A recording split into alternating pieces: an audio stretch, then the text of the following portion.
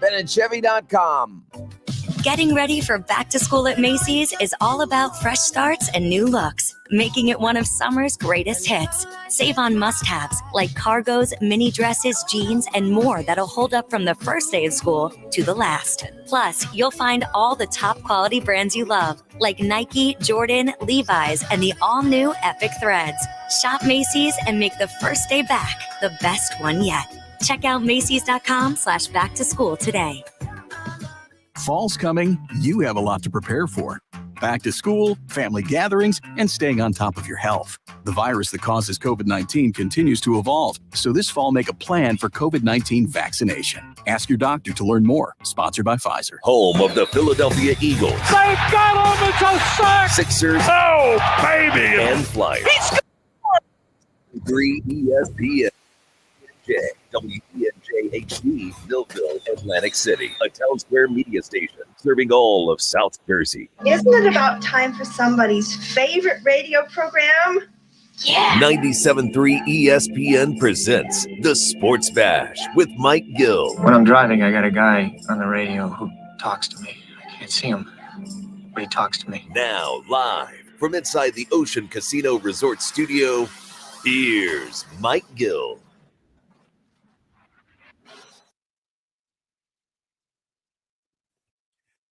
Josh Hennig filling in for Mike Gill on a Tuesday edition of the Sports Bash on 97.3 ESPN as the Eagles are in New England joint practices. They prepare to play the Patriots on Thursday night, preseason game 2. We'll get into some of the particulars for the Eagles right now in training camp. Plus, later this hour, interesting comment from Jordan Mailata and Lane Johnson from the Green Light Podcast. We will get to that coming up as well today.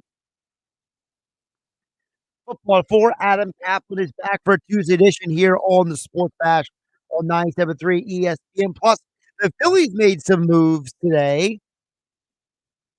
Frank Klose, our Phillies insider from 97.3 ESPN.com. He has the Phillies mailbag, and we'll get into it with him about the latest Phillies news. I'll get into that in just a moment. Plus, we'll go big picture on the NFL. You know, we may have a Brandon Ayuk trade by the time Rob Maaddi joins us at 5 o'clock. Because the latest news is that there apparently is an agreement in place to potentially send Brandon Ayuk to the Steelers. But they're still waiting on some moving parts. So we will see if those moving parts get set and taken care of by the time 5 o'clock when Rob Maaddi comes around. As always, you guys can join the conversation at 609-403-0973. Your DM into 93 ESPN mobile app powered by First Bank of Sea Isle City. So I want to start with the Phillies because I actually wasn't planning. I was planning going either. But then about 20 minutes ago, this Phillies news popped off. And I got to tell you guys, I wasn't 100% expecting this to come out today. I kind of thought there might be a chance things might go this way. But for those who didn't know, the Phillies did have a couple open slots in the starting pitcher's schedule. And today's move basically looks like it is a confirmation of who's filling those openings in the schedule moving forward. Taijuan Walker is officially back. Phillies have reinstated Taijuan Walker from his rehab assignment to make room for him on the 26-man roster. Junior Marte was optioned to AAA Lehigh Valley. This move is retroactive to Sunday. So because of that, Taijuan Walker will start tonight for the Phillies. And not that necessarily Taijuan Walker starting is the biggest news in the world.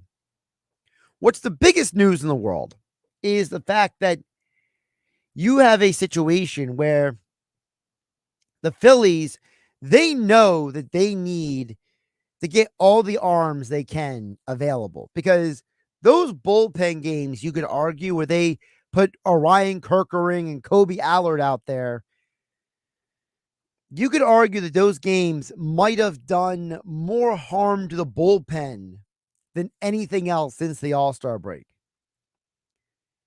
I would make the argument that you could look at the overuse of the bullpen in some of the games of recent weeks has led to the bullpen being too tired to do their job when you need them the most.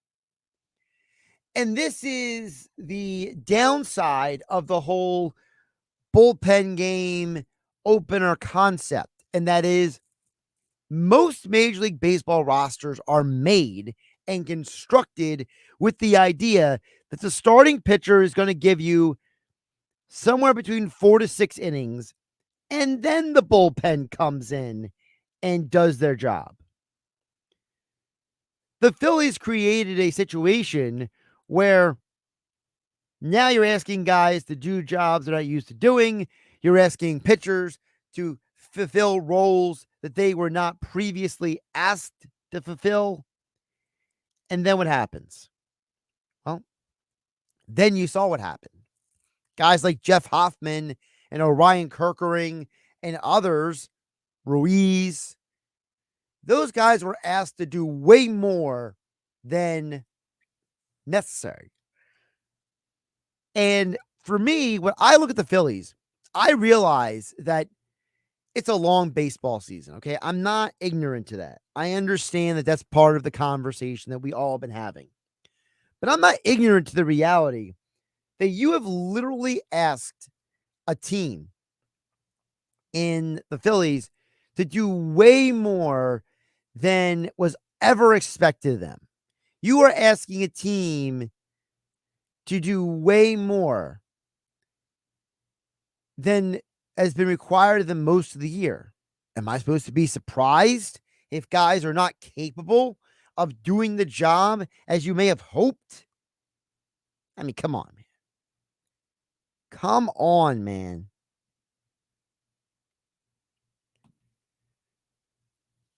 On top of all of this, I know Taijuan Walker is not the most popular man in Philadelphia. Most Philly fans look at him and they either get annoyed or nauseous.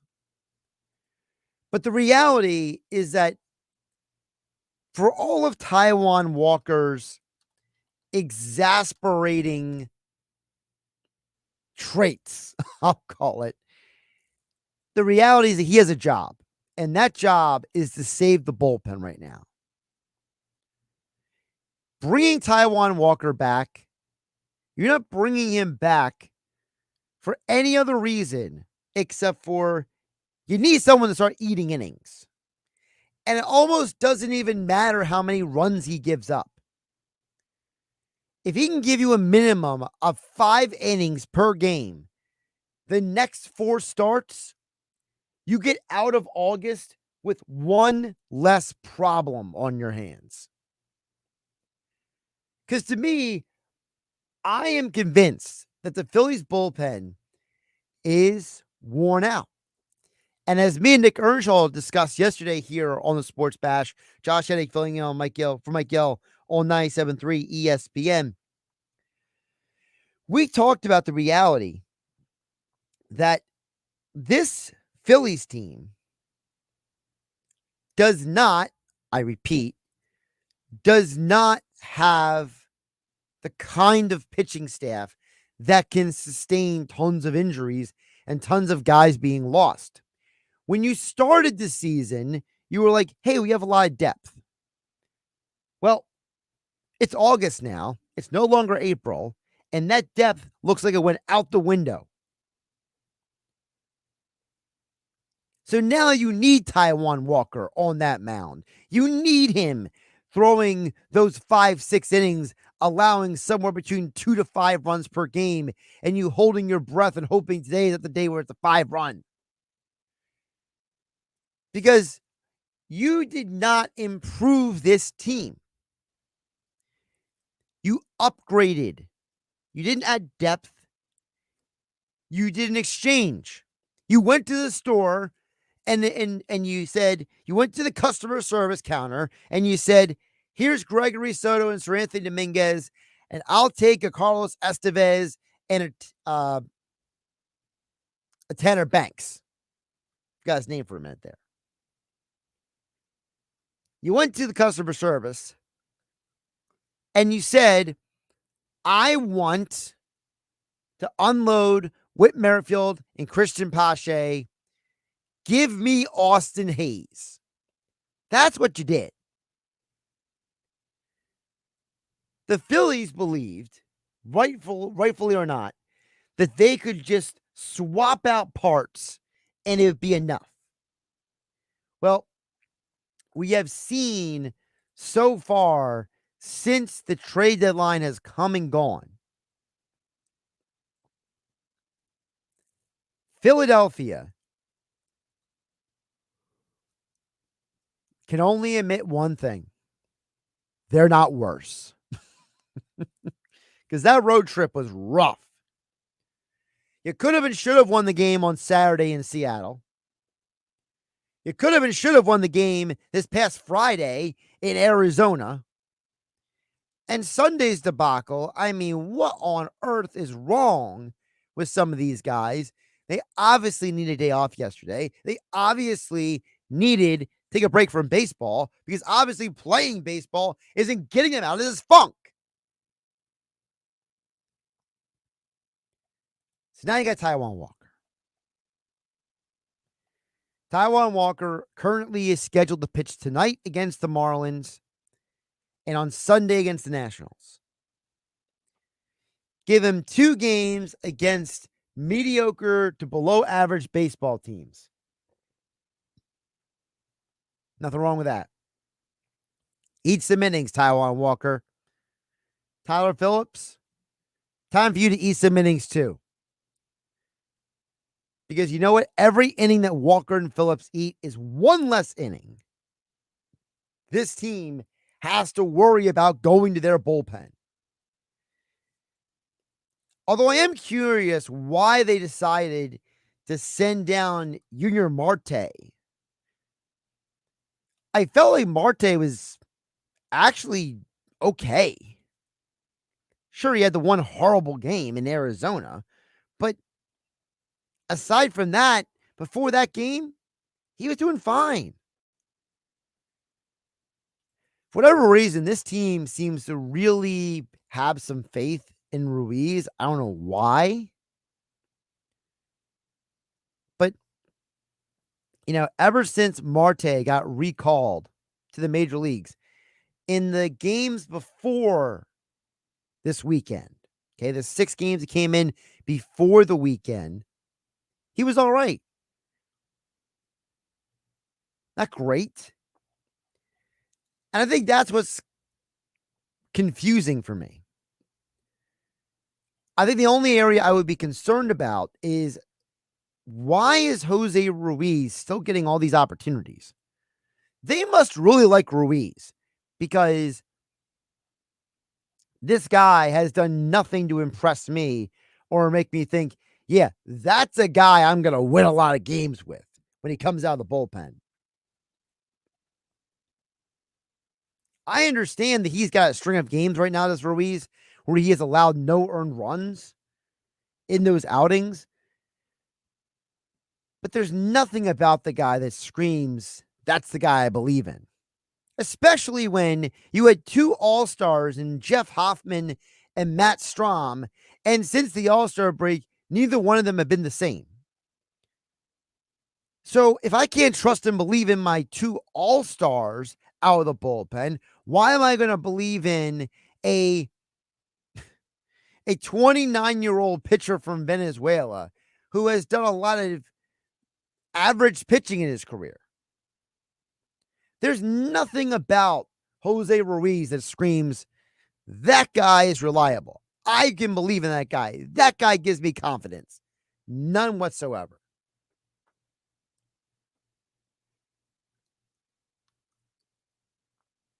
Now, does Taijuan Walker coming back fix the Hoffman problem, the Kerkering problem, the Alvarado problem? Probably not directly, but there might be an indirect benefit to having him back, like I said, just to him to pitch more innings. But I'm not convinced yet that that is going to be the answer long term. Taijuan Walker pitches tonight. We'll give you the Phillies lineup when it comes out right here on the Sports Bash on 97.3 ESPN. As I mentioned earlier, the Eagles are at joint practices with the Patriots, and I think it's very interesting that one guy was on the field today, and that's Cooper DeJean. He was activated from the non-football injury list today. And even though he only went through individual workouts, he was not one of the guys not practicing today. That being guys like CJ Gardner-Johnson, Grant Calcaterra, Oren Burks, and Caden Stearns. It was good to see DeJean back on the field because we're finally now going to be able to start getting some answers about what exactly his role can be for this team. They need to find out if DeJean is going to be a contributor this year or not. Now, him doing individual work is not going to help them get that answer. It's going to help him get his conditioning up. But I got to think that when you look around this team, they are going to need some answers about who is and who isn't playing certain positions, because Vic Fangio sent a loud and clear message to everyone on Friday night when they started the defensive units. Not the second team, not the third team. They went out there with their week one starting projected unit.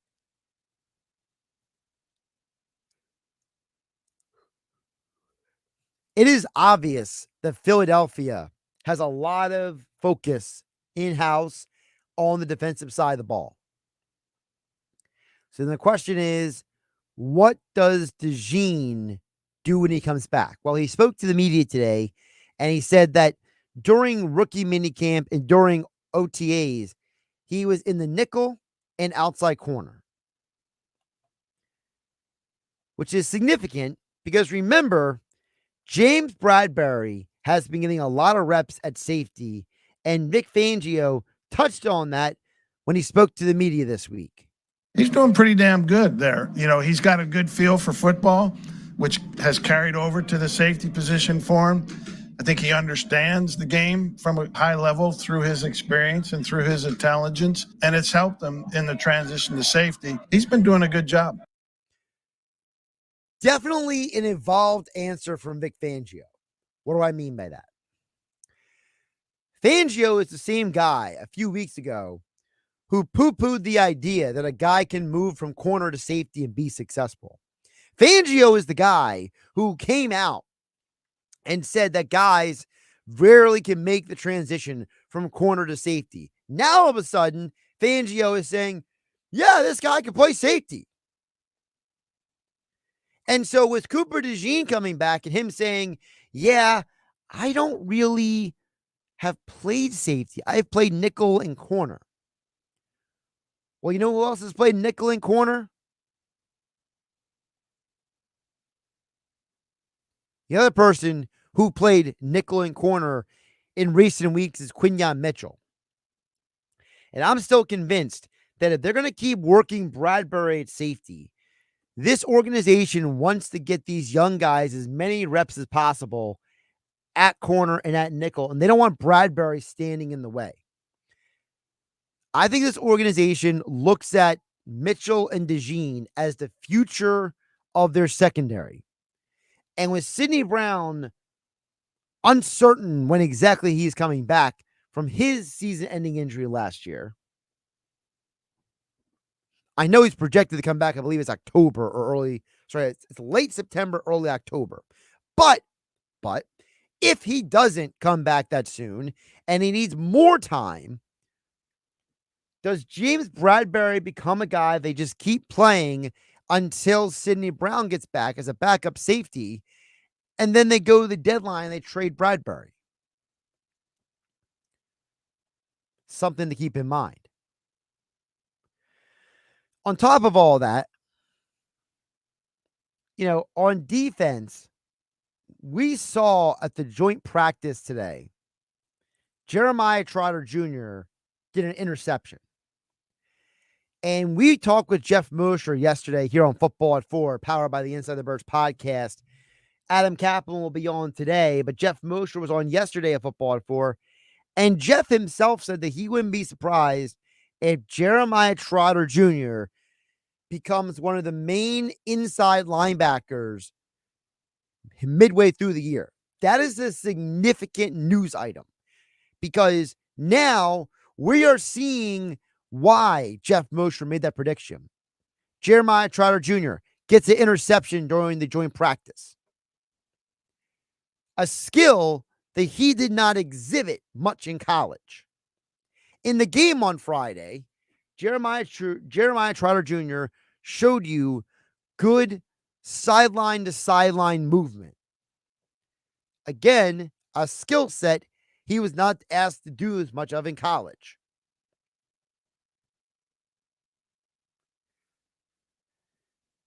When you think about what Trotter Jr. can be, it's actually a good thing that he's not his dad.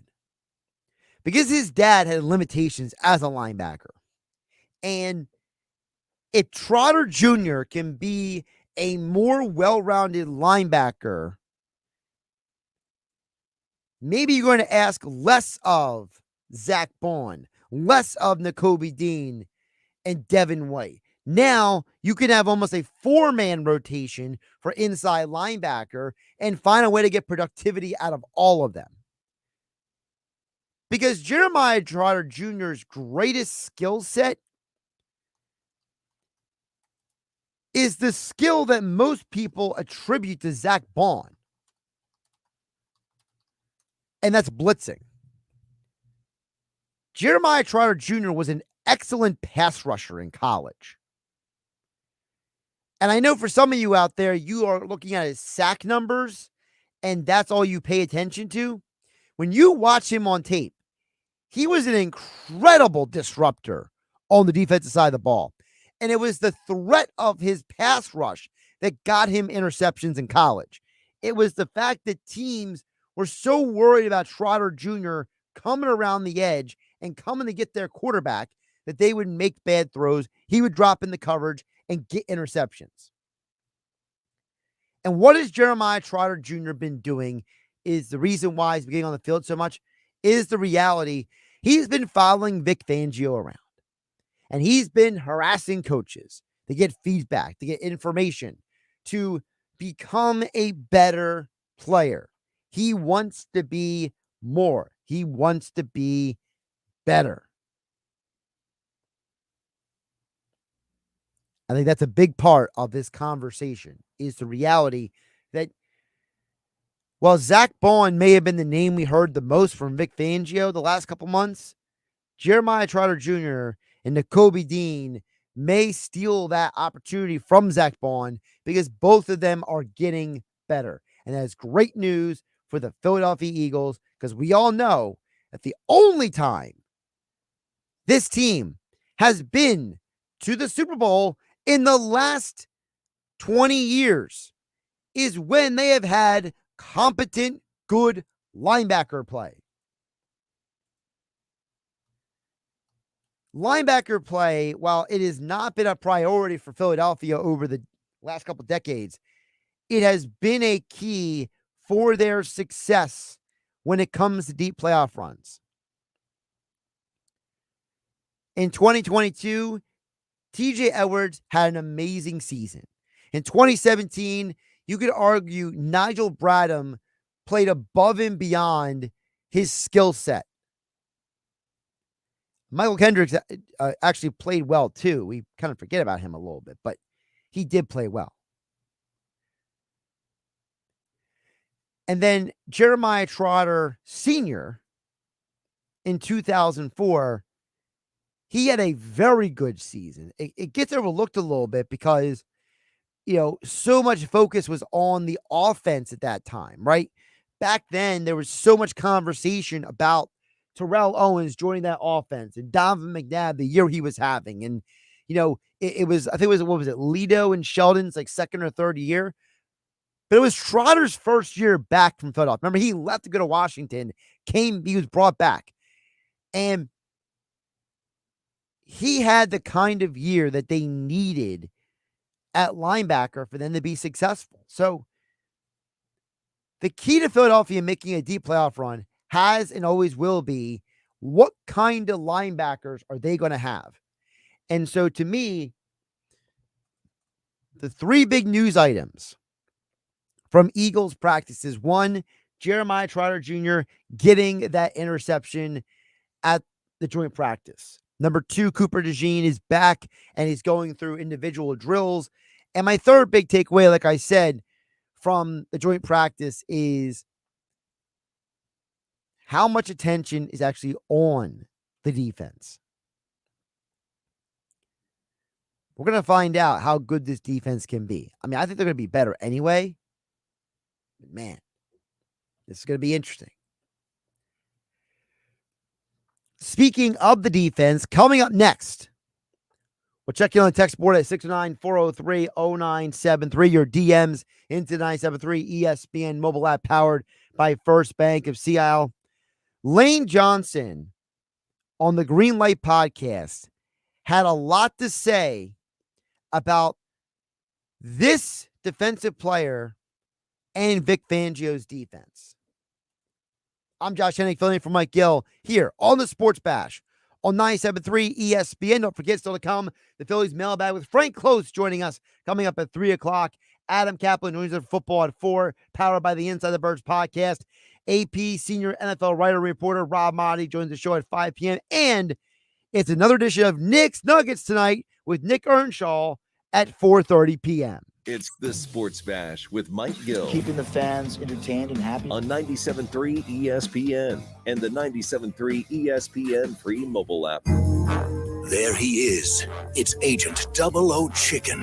Every move he makes, every chance he takes is to get to Royal Farms Chicken Palooza. And nothing will stop him from getting there. Because he knows that right now, he can get a 3-piece world-famous chicken box, white or dark meat, or chicken tenders for just $8, with a portion of each chicken box sale donated to a local charity. Plus, he can register to win world-famous chicken for a year. That's 3 pieces of hot, juicy, moist, and tender Royal Farms world-famous chicken for just $8. Come to Royal Farms Chicken Palooza. It's a real thriller, but it's only for a limited time. Real fresh, real fast. Royal Farms. No purchase necessary to enter or win. And September 2nd, 2024. Chicken for a year prize to be awarded as 8 $100 Royal Farms gift cards. For details and official rules, visit royalfarms.com/chicken-palooza. Void where prohibited. Sponsored by Royal Farms. As fall approaches, you have a lot to prepare for. Back to school, sporting events, family gatherings, and staying on top of your health. The virus that causes COVID-19 continues to evolve. So this fall, no matter what you're prepping for, you can prioritize your family's health and make a game plan for COVID-19 vaccination. Ask your doctor or pharmacist to learn more. Sponsored by Pfizer. Timmy, everybody. Great job. Next up for our 5th grade class recital, we have Samantha. 10 times better performance can make a big difference. Castrol Edge Motor Oil gives your engine 10 times better high-stress performance. Castrol Edge, better oil for maximum performance. Now through December 28th, Castrol Edge and Edge High Mileage Motor Oil are on rollback at Walmart. Claim based on sequence 9 test under high-load conditions versus API SP test limits. Dennis Malloy here for the Lauder, New Jersey. Feeling lucky? Well, it just got even easier to order lottery tickets online. The Lotto New Jersey is here and raring to go with daily pick draws, local favorites like Jersey Cash 5, and multi-state record breakers like Powerball and Mega Millions. Try out the Lotto New Jersey from home or on the go today and get 100% cash back on your first entry. 100% cash back. Just visit nj.thelotter.us. Must be 18 or older to buy a lottery ticket. If you or someone you know has a gambling problem, call 1-800-GAMBLER. Wesley Financial Group is not a law firm. Hi, I'm Chuck McDowell, the timeshare cancellation guy and founder of Wesley Financial Group. And I want to set the record straight. I am not an attorney. I've never wanted to be an attorney. And the truth is, I really don't even like attorneys. If I sound like an attorney or if I look like an attorney, I'll apologize. But what I've learned in my 15 years in the timeshare cancellation business is you don't need to be an attorney to get folks out of their timeshare. At Wesley, we've helped over 40,000 families cancel their timeshare without me being an attorney. And I want to share with you how we do it. Just give my office a call and you will not talk to an attorney. And I guarantee if we take you as a client, we'll get you out of your timeshare or you'll pay nothing. Call now for your free timeshare exit info kit. 800-420-2255. That's 800-420-2255. 800-420-2255. This year, Dell Technologies' Back to School event is delivering impressive tech with an inspiring purpose. Learn how Dell is helping Computer Aid, whose work is helping solar community hubs with tech and AI literacy skills to empower remote, displaced, or disconnected communities around the world. Help Dell make a difference and shop AI-ready PCs powered by Snapdragon X Series processors at Dell.com/deals. That's Dell.com/deals. $5,000. That's the average amount of money people in the U.S. are now spending on gas in a year. $5,000. That's crazy. If you drive, you have to download Upside, the free app that gives you cash back every time you get gas. That's right. You can earn real cash back with Upside just by buying the gas you're already buying. You can literally start earning cash back today. I use Upside every time I fill up, and I've already made around $200-$300. You're putting gas in your car anyway. Why not get real cash back? If you like free money, download Upside. I'm saving the cash I earn from using Upside to help pay for a vacation later this year. Download the free Upside app now to earn cash back every time you buy gas. Use promo code TURN to get an extra 25 cents per gallon on your first tank. You can cash out anytime right to your bank, PayPal, or a gift card for Amazon and other brands. Just download the free Upside app and use promo code TURN for a 25 cents per gallon bonus on your first tank. That's code TURN for a 25 cents per gallon bonus. Trust Jenkins Plumbing, Heating, and Air Conditioning, where one call does it all for leaks, stoppages, and renovations. For 75 years, Jenkins trained technicians have been providing reputable service to local homeowners. Renovating your kitchen or bath? Call Jenkins for new heating and air installation, service and maintenance, ductless air conditioning systems, water heaters, boilers, oil service, plumbing and drain cleaning services, water line or sewer main repairs and replacements. Call 609-641.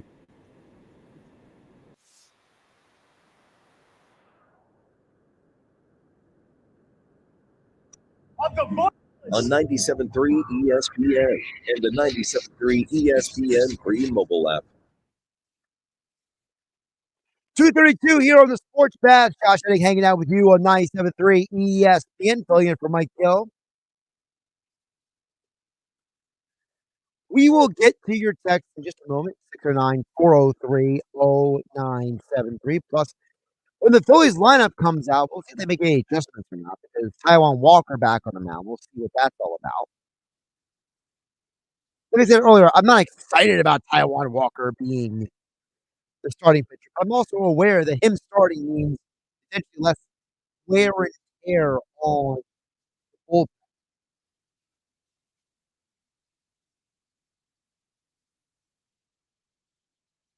I'll get to also the Lane Johnson audio from the Greenlight Pod in just a minute. But when text messages like this come in, they always make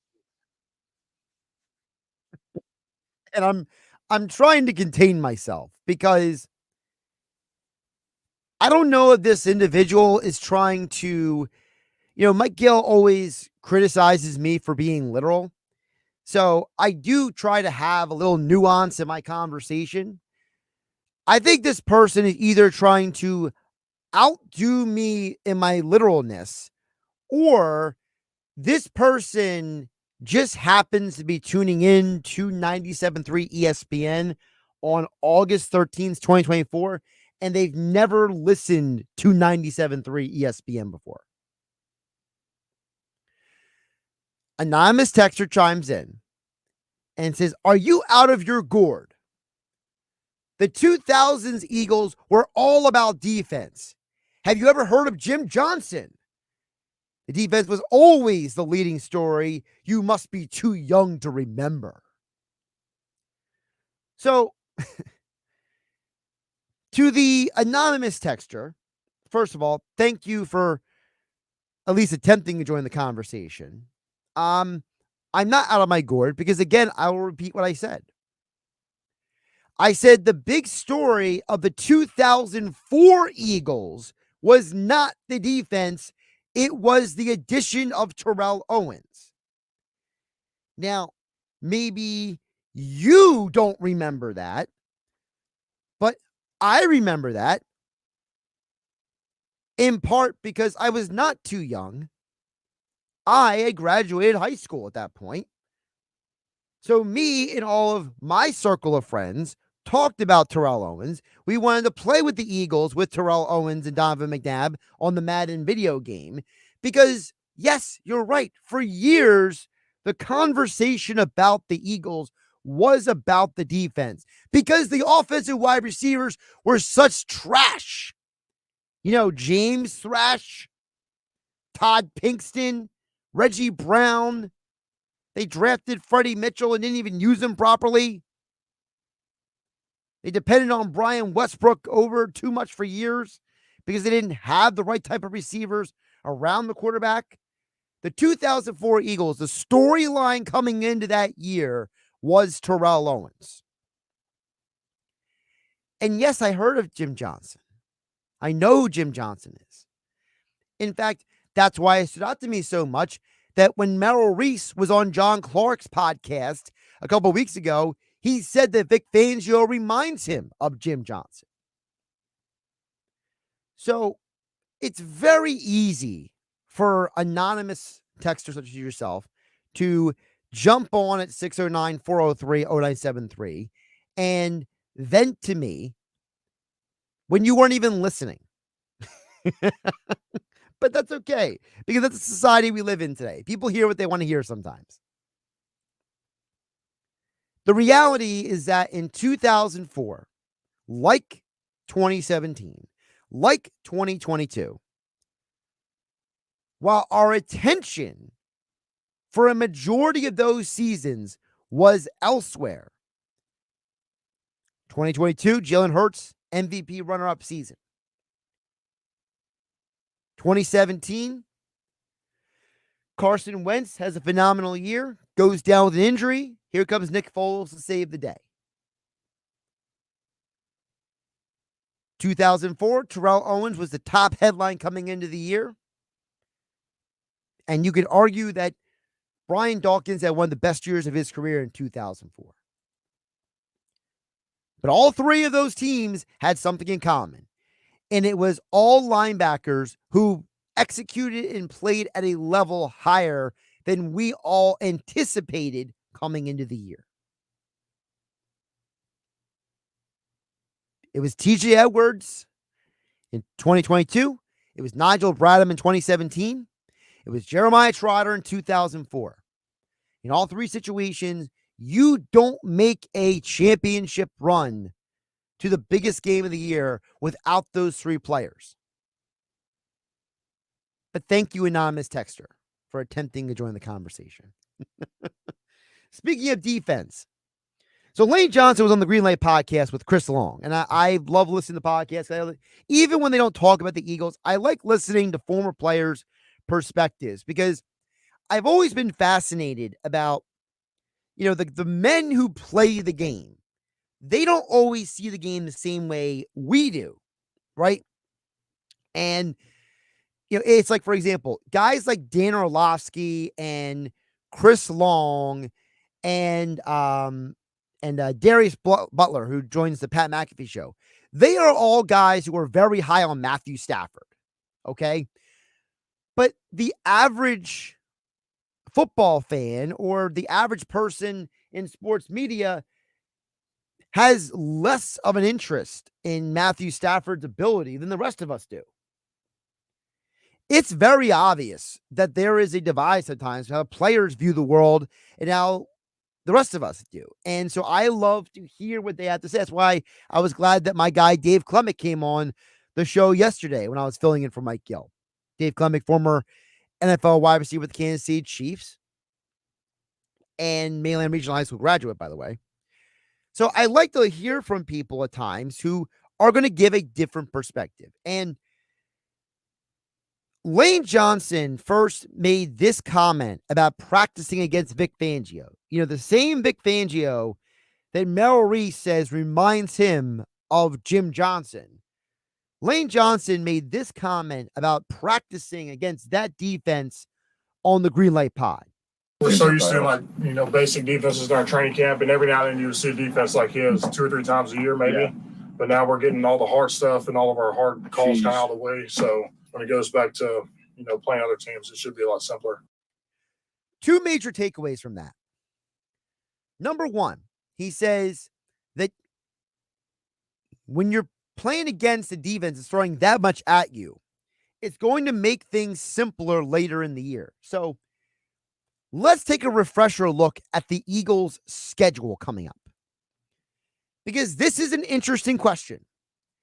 Is the Vic Fangio system going to be the most difficult matchup for the Philadelphia Eagles offense this year?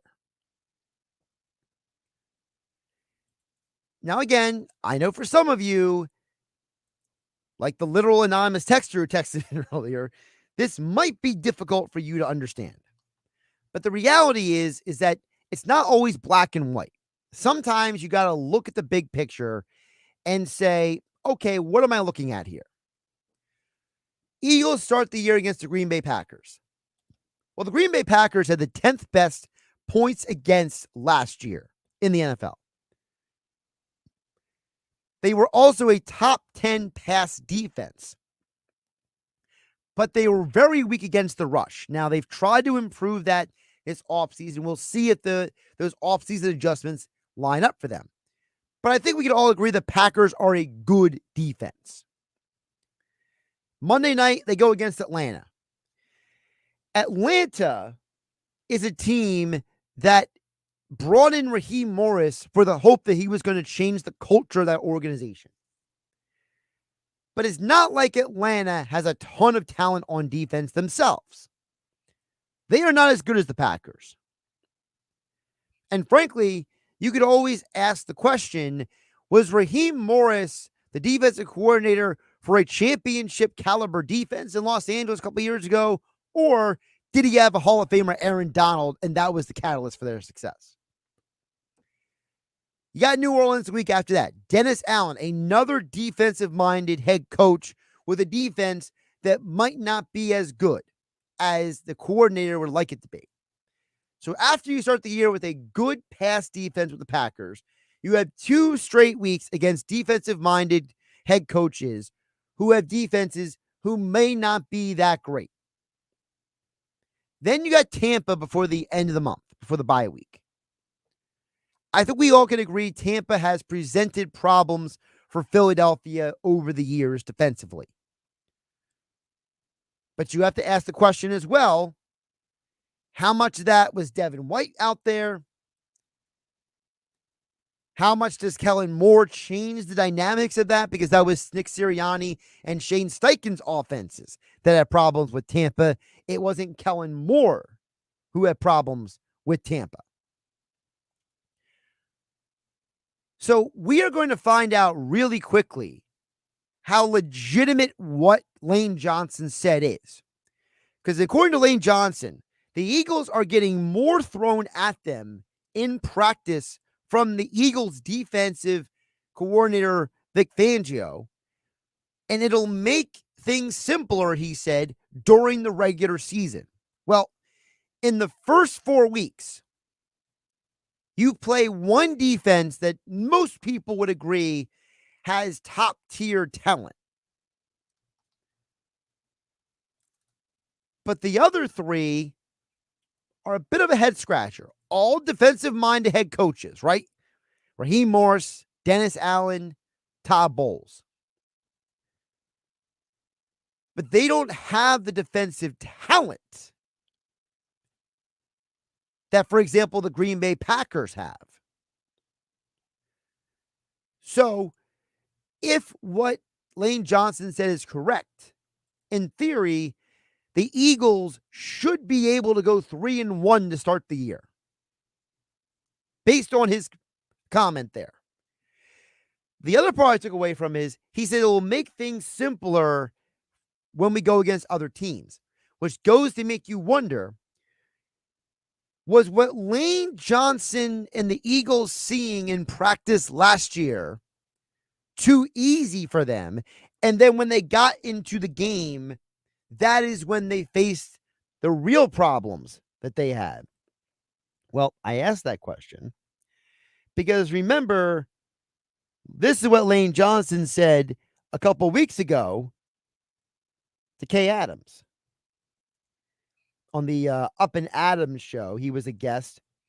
I feel like Lane Johnson's been on so many shows at this point. I'm losing track of which one's which, but he made this comment about last season. What we were doing collectively obviously wasn't making a whole lot of sense, and really was a tale of two teams. But even when we did have the record of 10-1, a lot of these games were very tight games and could have gone either way. You can look back at some of those games and feel like you left, 2 scores, 3 scores on the board. And that's kind of how it felt all season. So was part of the reason why they had those missed opportunities, was part of the reason why they weren't on, doing as well as they were last year, was that because the Philadelphia Eagles were not being prepared properly in practice by a subpar coaching staff of Sean Desai, Matt Patricia, and basically a defensive staff they fired almost everybody from. People forget the Eagles fired 90% of their coaching staff from last year. There's almost nobody left from last year except for special teams coordinator Michael Gill and assistant head coach and offensive assistant Kevin Tula. Almost everybody else was fired from last year. So now you bring in a new coordinator, a new staff, and Lane is saying, hey, man, they're throwing a lot at us, and we feel like the thing is going to be a lot easier for us in the regular season. That is, I think, almost a clear shot at last year. Where remember, he said, Lane Johnson said, it's almost a month ago now when you think about it. Lane Johnson said almost a month earlier that last season, their failings had nothing to do with the players' effort. I think we had trouble making in-game adjustments. Some blitz packages, we had a hard time, especially in that Tampa Bay game. I think when you really go and watch that, that was kind of the, last two raw for us, but it just seemed ugly. I feel like the effort was never a problem, but we were just very frustrated as to why things weren't rolling our way. So that's the best way I could to describe it, but it felt like the practice, the effort was never the question. Effort wasn't the question, but poor in-game adjustments. We get a problem with the Tampa game. Well, you don't have that coaching staff anymore preparing you for Tampa. You don't have that coaching staff preparing you for the regular season like in years past. Something to think about as we head in to the 2024 NFL season. I'll get you more audio from Lane Johnson as well as Jordan Mailata on the Greenlight Podcast coming up a little bit later on the Sports Bash here on 97.3 ESPN FM and a 97.3 ESPN mobile app powered by First Bank of Seattle City. Josh Hennig hanging out with you on a Tuesday afternoon. We have the Phillies covered. And the Browns is the Turner at short, who throws across his body to Harper at first, and another 1-2-3 inning for Zach Wheeler. Get the best Phillies baseball coverage on the Sports Bash with Mike Gill on 97.3 ESPN. Go for the endless ocean views and the nonstop entertainment. Go for the lucky whirls and the late night twirls. Go for the gourmet eats and the next level sweets. Go to celebrate. Go to rejuvenate. Go for an escape that's anything but ordinary. Go for the win. Go to Ocean Casino Resort. Book your trip at theoceanac.com. Must be 21 or older. Gambling problem? Call 1-800-GAMBLER. Get in zone, AutoZone. Welcome to AutoZone. What are you working on today? Starting trouble. No one likes that.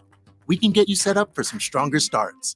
You might just need a fresh charge, and we can take care of that free of charge. But if it is time for a new battery, we've got replacement batteries that'll fit your needs, starting at just $79.99. That's what makes us America's #1 battery destination. Get in zone, AutoZone. Restrictions apply. When it comes to wings in the Delaware Valley, nobody beats the Piccalilli Inn. Whether it's South Jersey's best wings, tails, or ears, let them know you're sauce champion. All 10 delectable flavors are going head-to-head to battle for #1. When it's game day, you just gotta head to the Pick. Visit them on Facebook or at piccalilli.com for their Pick game specials. And be sure to pre-order to guarantee your spot in Sunday's lineup. Nobody beats the Piccalilli Inn. Visit the one, the only, the original Piccalilli Inn, Route 206 in Chemong. When something happens to your kitchen, you might say, "This is ludicrous." but that won't fix your home. That will only get you the rapper, Ludacris. Having trouble? Don't panic. Don't be alarmed. You need to file a claim? Holla at State Farm. Like a good neighbor, State Farm is there. That's right. You can file a claim on the app or call us. Thanks, Mr. Chris. No matter how ludicrous the situation, like a good neighbor, State Farm is there. State Farm, Bloomington, Illinois. Oh no, stomach issues again? Stomach issues? Who are you? Your pancreas. I could be the real reason for your diarrhea, gas, bloating, stomach pain, or loose oily stools. I thought it was my stomach. People often do, but any of these symptoms could mean having a condition called exocrine pancreatic insufficiency, or EPI. With EPI, the pancreas doesn't release enough enzymes to break down food, but EPI is manageable. You with your doctor. That's identifyepi.com. Sponsored by AbbVie. There he is. It's Agent 00 Chicken. Every move he makes, every chance he takes is to get to Royal Farms Chicken Palooza. And nothing will stop him from getting there. Because he knows that right now, he can get a 3-piece world-famous chicken box, white or dark meat, or chicken tenders for just $8, with a portion of each chicken box sale donated to a local charity. Plus, he can register to win world-famous chicken for a year. That's 3 pieces of hot, juicy, moist, and tender Royal Farms world-famous chicken for just $8. Come to Royal Farms Chicken Palooza. It's a real thriller, but it's only for a limited time. Real fresh, real fast. Royal Farms. No purchase necessary to enter or win. And September 2nd, 2024. Chicken for a year prize to be awarded as 8 $100 Royal Farms gift cards. For details and official rules, visit royalfarms.com/chicken-palooza. Void where prohibited. Sponsored by Royal Farms.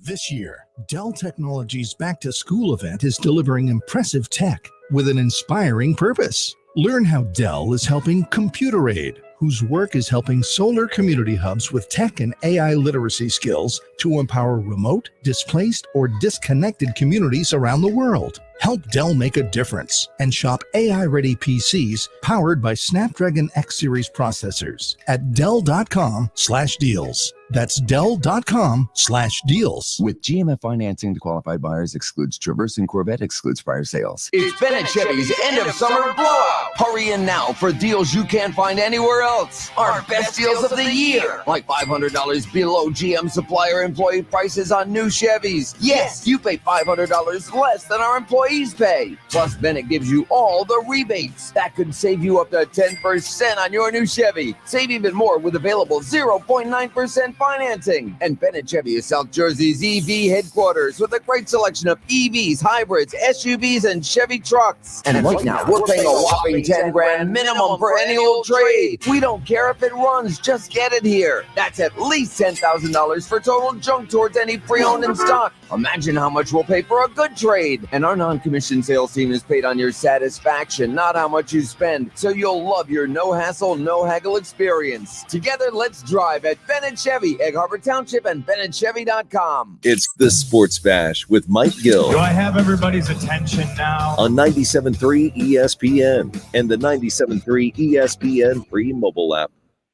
Josh Hennig filling in for Mike Gill in the Sports Back. Don't forget the Phillies mailbag coming up on the other side of the top of the hour, about 7 minutes. Now Frank Klose will join us, get more into the Phillies. But I just got handed a sheet of paper here in the Ocean Casino Resort Studios, because we are going to have tickets to give away tomorrow and Thursday. You can go to Ocean Casino Resort Ovation Hall to see Andrew Scholes perform August 24th. Stand-up comedian, actor, television producer, and podcaster is bringing the Life Tour to Ovation Hall at Saturday, August 24th, and you can win tickets to go see Andrew Scholes. Tune into the Sports Bash tomorrow and Thursday. I will have pairs of tickets for you to go see Andrew Scholes in Atlantic City at Ocean Casino Resort. Of course, Scholes is best known for his Netflix comedy specials, as well as his appearances with tons of celebrities, and of course his unapologetic takes and off-the-cuff interactions with the crowd at his shows. So if you don't have a chance to win any tickets to go see Andrew Scholes tomorrow and Thursday here on the Sports Bash, well, all you gotta go is oceanac.com for information about how you can get your tickets to go see Andrew Scholes Saturday, August 24th at Ovation Hall. We will have those tickets tomorrow and Thursday to give away right here on the Sports Bash on 97.3 ESPN. I am Josh Hennig. Yes, I am live in the Ocean Casino Resort Studios here on 97.3 ESPN. Coming up on the other side, Taijuan Walker is back.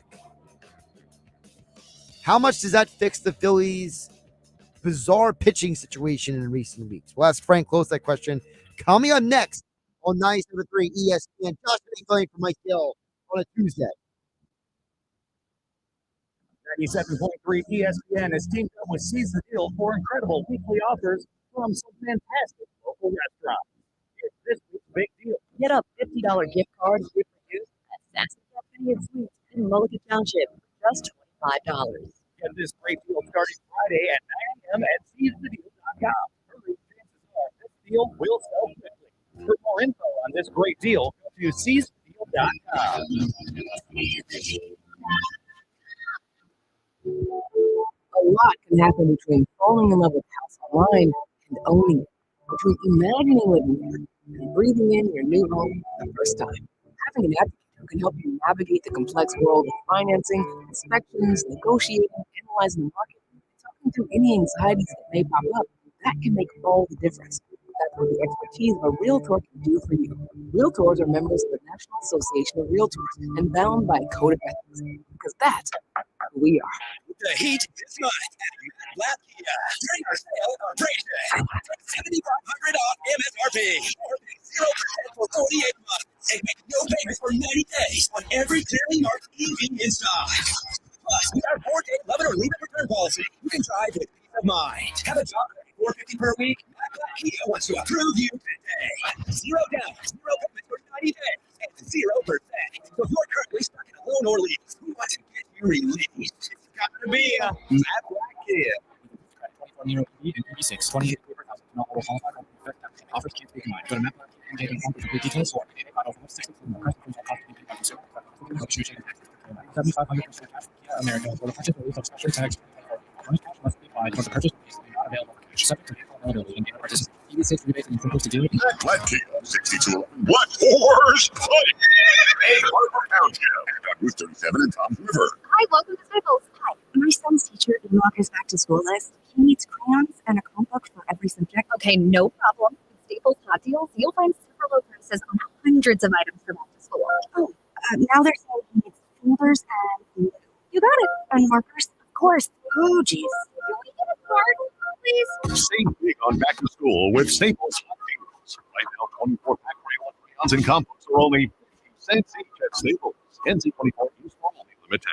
Go for the endless ocean views and the non-stop entertainment. Go for the lucky whirls and the late night twirls. Go for the gourmet eats and the next level squeeze. Go to celebrate. Go to rejuvenate. Go for an escape from anything but ordinary. Go for the win. Go to Ocean Casino Resort. Book your trip at theoceanac.com. Must be 21 or older. Gambling problem? Call 1-800-GAMBLER. I agree with a lot. People are always commenting on how happy and healthy my dogs are. One of the reasons is the food my dogs eat. Introducing Dr. Marty's Nature's Blend, a premium freeze-dried raw dog. I have been feeding them Dr. Marty's freeze-dried raw formula for years. And this food is a big part of why their jaws are more flexible, their teeth are cleaner, and their coats shinier, and why they seem more youthful and playful. And dog parents across the U.S. are loving it. My dog Hazel is a 10-and-a-half-year-old golden retriever. And ever since I've been feeding her Dr. Marty's Nature's Blend food, she is like a puppy again. It's unbelievable. We're so confident your dog will love it. Your order is backed with a 90-day guarantee. And for a limited time, save up to 54% off Nature's Blend and get a free bag of Cod Krispies. They're wild caught, ultra crunchy cod skin treats. Go to drmartypets.com/deal or text DEAL to 511-511. Text DEAL to 511-511 today. All dogs are unique. Your dog results can and will vary. Message and data rates may apply. Something good to know from First Bank of Sea Isle City. We have all of today's innovative banking products just like the big banks, but we offer something they can't. A personal community focus. Let's get you started with Bill Pay. You save time when you pay your bills online. It's fast, easy, and convenient. First Bank of Sea Isle City, a community bank that delivers more for you every day. Personal service, today's technology, from the people who truly care. Learn more at firstbankseaisle.com. Member FDIC, Equal Housing Lender. Home of the Sports Bash with Mike Gill, 97.3 ESPN, WENJ, WENJ HD, Millville, Atlantic City. This is the Sports Bash with Mike Gill on 97.3 ESPN and the 97.3 ESPN free mobile app. Now live from inside the Ocean Casino Resort studio, here's Mike Gill. Josh Hennig filling for Mike Gill here on 97.3 ESPN and 97.3 ESPN mobile app powered by First Bank Seattle. Over the 3 o'clock hour of the Sports Bash being brought to you by Broadleaf Plumbing, Heating, and Air Conditioning. Broadleaf is your trusted source for air conditioning and plumbing services, as well as installation services for generations. Whether you're someone who's trying to get through the final stretch of the summer season with your air conditioning, or you want to get your heater checked before the weather cools down a couple months, or maybe all this rain has got your plumbing system a little out of whack. Call 609-390-3907, 609-390-3907, or visit them online at broadleaf.net. Frank Klose, our Phillies insider, is back for another edition of the Phillies mailbag here on the Sports Bash on 97.3 ESPN. Frank, long time no see. How you doing, man? I'm great. How are you? I'm doing pretty good. I feel like every time that you are out, Mike Gill sees you and I don't, because I'm back here in the studio. Yeah, you're stuck in the studio. That's why. Yeah, I don't get to talk to people very much. So, Frank, I got a bunch of things I want to hit on with you. Before we get to some of the mailbag questions, I do want to ask you, because I said in the last hour, I think Taijuan Walker returning is a blessing in disguise, because to me, this pitching staff has been asked to do a lot of roles that really is not their skill sets, right? You have Kerkering being an opener, Kobe Allard getting all these innings, Hoffman coming into games earlier. I mean, you could argue that Taijuan Walker not the best pitcher, but if he can go 5-6 innings, only give up 3 to 4 runs, and you can get those guys back to their normal roles, shouldn't that help this bullpen recalibrate? Absolutely. I know he's not the popular name, but let's face it. Look, the Phillies are already down Spencer Turnbull, right? Ranger Suarez is also out. That's putting a lot of pressure on this Phillies bullpen. And to me, the big moment that really said this is why you need a Taijuan Walker was in Seattle. Jeff Hoffman comes in the 6th inning, and he's struggling a little bit. Ends up giving up 4 runs, as everybody knows. But in a normal circumstance, you go yank Jeff Hoffman once you realize he doesn't have it that day, right? Instead, you have to. If you're Rob Thompson, you're thinking like, okay, well, I got to get through 4 more innings. We already used Orion Kerkering for an inning to be the quote unquote opener, so that puts them in a really tough situation. And then if you've overextended everybody that day, then what happens the very next day? Well, then everybody was overextended yesterday, and then you have to be careful how you use them again. It's a big trickle down effect. And if you think back to when the Phillies were rolling all over the place, over all their opponents, it was when they got deep starts out of all the people in the rotation, including Walker, going deep into games, and the bullpen was not overworked. So, you really can't emphasize enough giving Walker the ball and being able to come in and give you 5 innings, for sure, even if he gives up 4 runs. He also didn't screw up the bullpen for 3 days in a row, right? Because once you get onto that bullpen tangent, so to speak, where everybody is out of whack and out of turn, then you end up saying, all right, well, here you go, Junior Marte, come enter this game and try to protect the lead or keep you in the ball game. And next thing you know, it's all over. By the way, the Phillies lineup just came out. It's being brought to you by Clark's Moving and Storage of Rio Grande. Moving is a breeze with Clark's Moving and Storage. And I think that this lineup, Frank, has a little bit of a connection to one of your mailbag questions, Frank, because today's lineup, it's Schwarber, Turner, Harper, Bowman. And that lineup pretty much never changes, except for injury.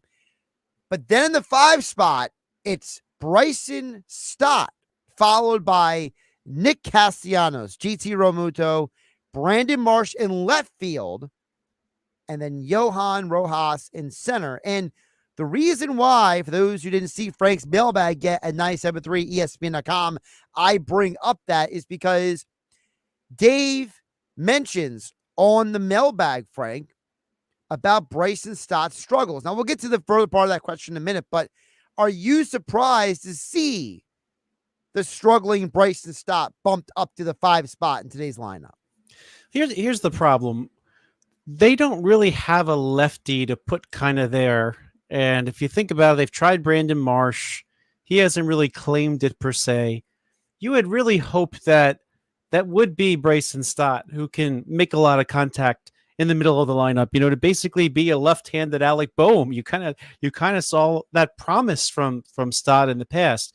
And unfortunately, he's been struggling a lot lately and really not being that for someone. This happened to Alec Boehm too, kind of as a sophomore slump. The guy that you thought would make contact all the time, all of a sudden is swinging out of his boots and his head's in the air and he's missing everything. So I got to think that he can work this out. But if you think about it, though, there's really no other obvious left-handed bat to put there. If it's not Marsh, if it's not Stott, I mean, what are you going to do? Start Cal Stevenson and make him your number 5 hitter? I'm not sure they're going to do that right now, right? So, this is one of those situations where they got to hope that he can come through and hopefully matched up against the Marlins. Last I saw, the Marlins still didn't know who they were going to start tonight, but they have a lot of righties on that staff. So this would be a good time for him to maybe try to hit his way out of it. I mean, just think back to the last postseason, right? That grand slam against the Marlins. Maybe memories of that will help ignite him again. But yeah, it's really surprising to me. I thought someone who makes that much contact would have an easier go at this.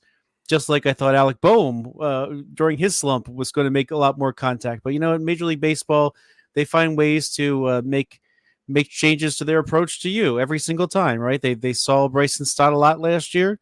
They kind of figured out how they're going to pitch him, and then it's up to him to make those adjustments to that new pitching plan, and we're kind of seeing that play out. So hopefully he can work on that, and I think with Kevin Long in the major leagues, that's the way to do it. By the way, as of right now, it looks like it's going to be an opener tonight, Frank. It's a Valente Balazzo is the guy going for the Marlins, and you're right, he is a right-handed pitcher, so that kind of lines up with what you were saying. Yeah, yeah, go ahead. I'm just going to say, and either way, the Marlins are pretty righty heavy, if I remember properly. I mean, they had one of the best lefty relievers in the game, and they traded him. So they're catching the Marlins at a real time of flux. Yeah, they traded Tanner Scott for half the Padres farm system, basically. Yeah, and AJ Puck to the Diamondbacks, so the Phillies just faced. But back to Stott for a minute. I was asking this question yesterday, and I wanted to bring it up to you today because people keep getting frustrated about, why are you platooning Sosa with Stott? Like, why are you sitting Marsh against left-handed pitching? And I don't understand, Frank. Like, is there like a short-term memory of like the 93 Phillies were beloved and that half the team was platoons, right? So Morandini didn't start every day. Jim Eisenreich didn't start every day. But it's like in today's baseball, it's like we have to start Bryson Stott every day. Yeah, it's a little interesting. I mean, especially when you consider how well Edmundo Sosa did in Trey Turner's absence. Right. And everybody was calling for him to start every day. They were saying, throw him in left field and start him every day. Well, so I think it's good that he gets those at bats. And, Edmundo Sosa has shown some great promise at the plate, but he also gives you a very reliable defense. So, I think it makes sense if you're the Phillies to try to, when you're facing some tough lefties, make sure you give Edmundo Sosa his at-bats there. It's not, even if it's not a street platoon, you want to see him, when he's going to play, be in a situation like that. All right, friends, let's get some of the question of the mailbag. The other part of that question I mentioned on over 973 ESPN.com was both Dave and Eric asked you about Scott Kingery, which I loved when you opened the answer by saying, for some reason, Scott Kingery is once again a topic, because I feel like no one has talked about this guy forever. And all of a sudden, in August of 2024, here we are talking about Scott Kingery all of a sudden again.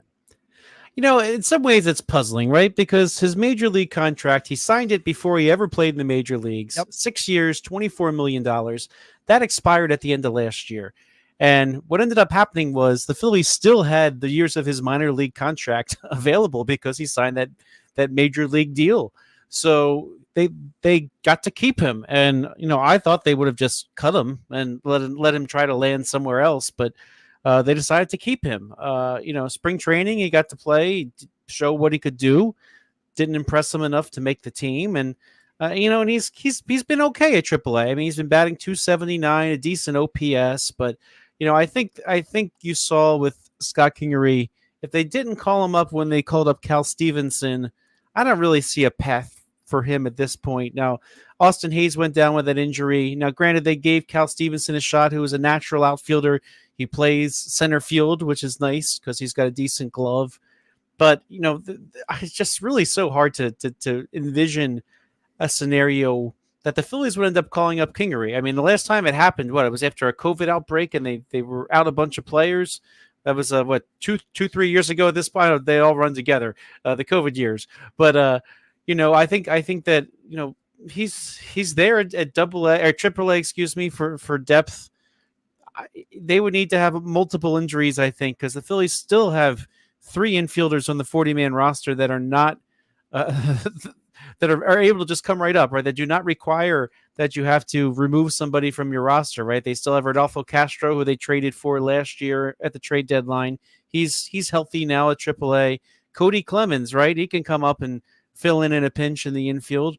And beyond that, they also have Buddy Kennedy, who they traded for, the guy from South Jersey, right? So I feel like those 3 would be the options that would come up first. But yeah, I don't know. At the same time, I don't totally understand why the Phillies are hanging on to Kingery. But I also wouldn't be shocked if another team, you can't make trades anymore unless the persons are not on their 40-man roster. Maybe some other team is desperate, so says, "Hey, would you trade me Scott Kingery?" Maybe something's to be had there. I don't know. But I just don't see a path right now. Frank Klose, Phillies insider from 97.3 ESPN.com. We're talking about the Phillies and the Phillies mailbag currently at 97.3 ESPN.com. Frank, I also like the question from T because it is a very layered and nuanced question because they said, I know a lot of things are going wrong lately, but what is most concerning to the Phillies right now, what could most likely bite them in October? And Frank, I got to say, my gut reaction to the question would be, I feel like myself and all of my friends keep having PTSD when I see this offense struggle because the offense striking out in the 2022 World Series and the offense completely disappearing in Game 6, 7 of the NLCS, that's what scares me. That could bite them.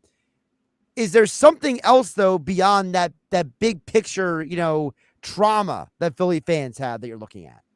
Yeah, I mean, Bryce Harper struggling, I think, has been a big point here, right? You always say that, Bryce Harper, as Bryce Harper goes, so do the Phillies, right? And if you zoom out to his last 15 games, he was batting just 230, but if you zoom in a little closer, the last 7 games, he's now hitting 321. So there's some signs that he's kind of coming out of it. I think, for Bryce Harper, what really got me was hearing that he was wearing batting gloves than not wearing batting gloves, that he was borrowing Nick Castellanos' bat, to just try to get out of this, which made me think that, okay, it's all in your head, buddy. So I think what you're going to see with Harper as he starts to get going, you got to think he matches up nicely against the Marlins and the Nationals here. So hopefully he can get some things happening during this Phillies homestand.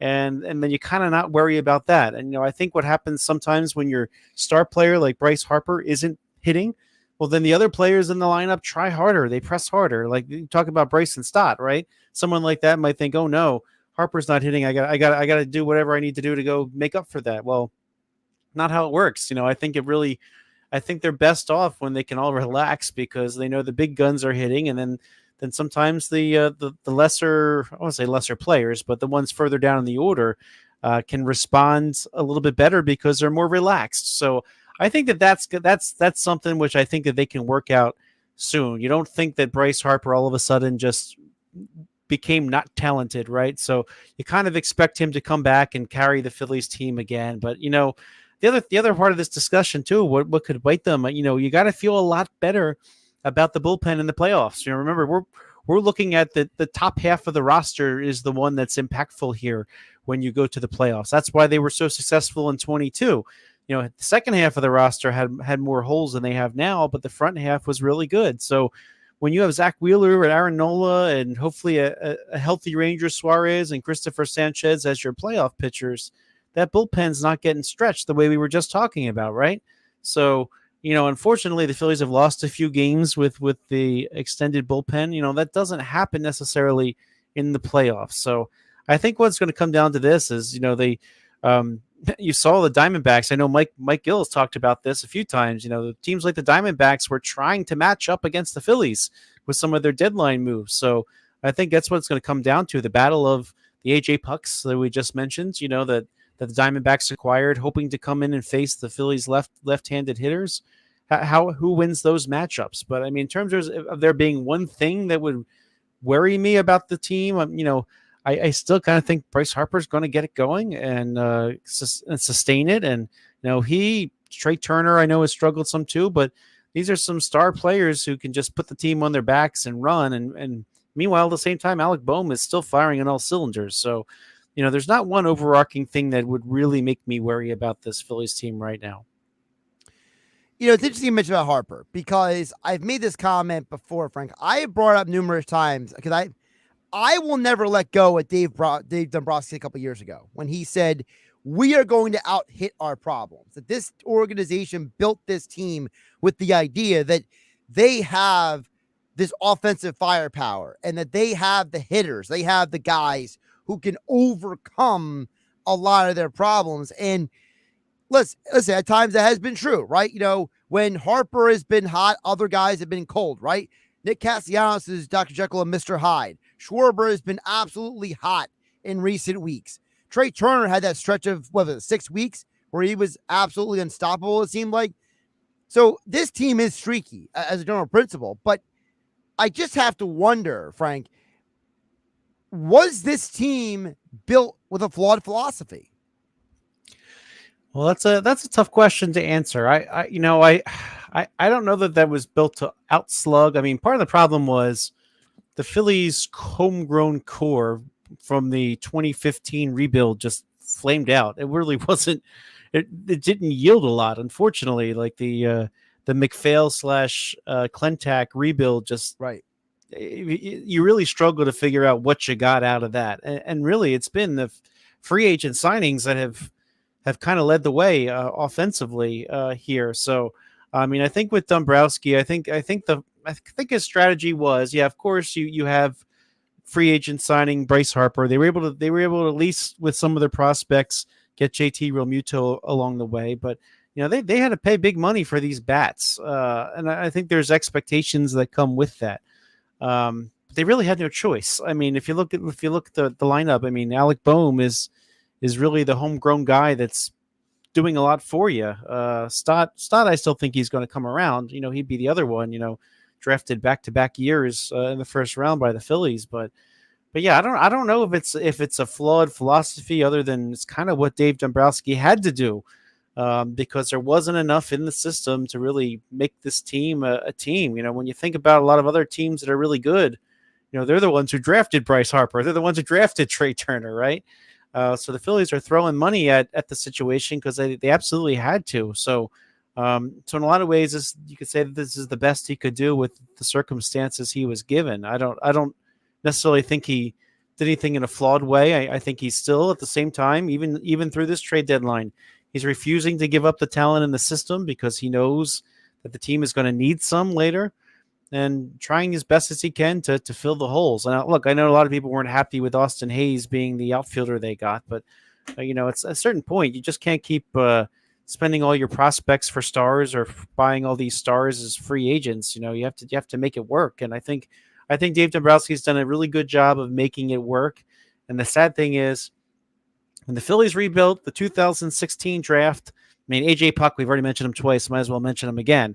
Like, he might have been the best first-round pick out of that entire draft, and he's a reliever with a 6 ERA. Right. So, some of it was bad luck that the Phillies had no clear star to draft in that system. Mickey Moniak was the best they could come up with, followed by Adam Hastley, right? So, really wasn't a lot that they missed out on. But I think there's a combination of that, and really the trades just didn't net them pieces. I guess the Cole Hamels trade via a trade for JT Realmuto with Jorge Alfaro in the middle was the one thing that kind of set them up for later. But basically, Dave Dombrowski had very little to work with and just kind of had to make do. Frank, before I let you go, I got to ask you about, we've had a lot of people the last couple of days. Nick Earnshaw was in with me last Friday and yesterday, and we've had a lot of people jumping on the text board, and they have complained about Rob Thompson. And I want to get your perspective on Thompson, because I have my opinion, right? I have my perspective on the guy, but I don't want to preface or adulterate anything that you might say. So just, what do you say to the people who say that Rob Thompson is not a good manager, or he is the problem? Well, I read what you write on 973ESPN.com, so I guess I kind of know already. But no, he is not the problem here. The manager has to balance the long-term season with what's in front of him on any given day, right? So the Jeff Hoffman example we just said, does he want to keep Jeff Hoffman in to give up 4 runs? No. But on that given day, he says, well, you know what? I can't risk blowing out this bullpen to screw me up the next 2 days. Right. So you have to hang in there sometimes and try to do it. You got to give your starters a day off sometimes when you probably would prefer to have them in, and because they would give you the best chance to win. You can't do that. I mean, I think the better manager tool would be to see how he presses the buttons in the playoffs, where you're not worried about that, where the days off are built into the schedule, where you have your whole bullpen available every single time. Right. But until then, it gets messy. It's like earlier in the season when I guess people were asking me, well, the Phillies going to win 100 games. I was saying no. Why? Because there's going to be these parts of the season where you just kind of have to suck it up and deal with things. You have to deal with injuries now and then. You need to not have your best relievers in the game.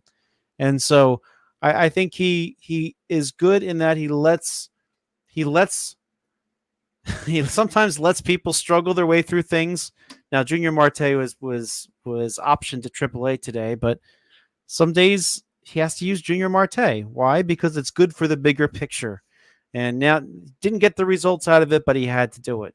So, I think for a manager right now, it's half that, and it's also half managing the locker room, making sure there's good communication, making sure relievers understood their roles.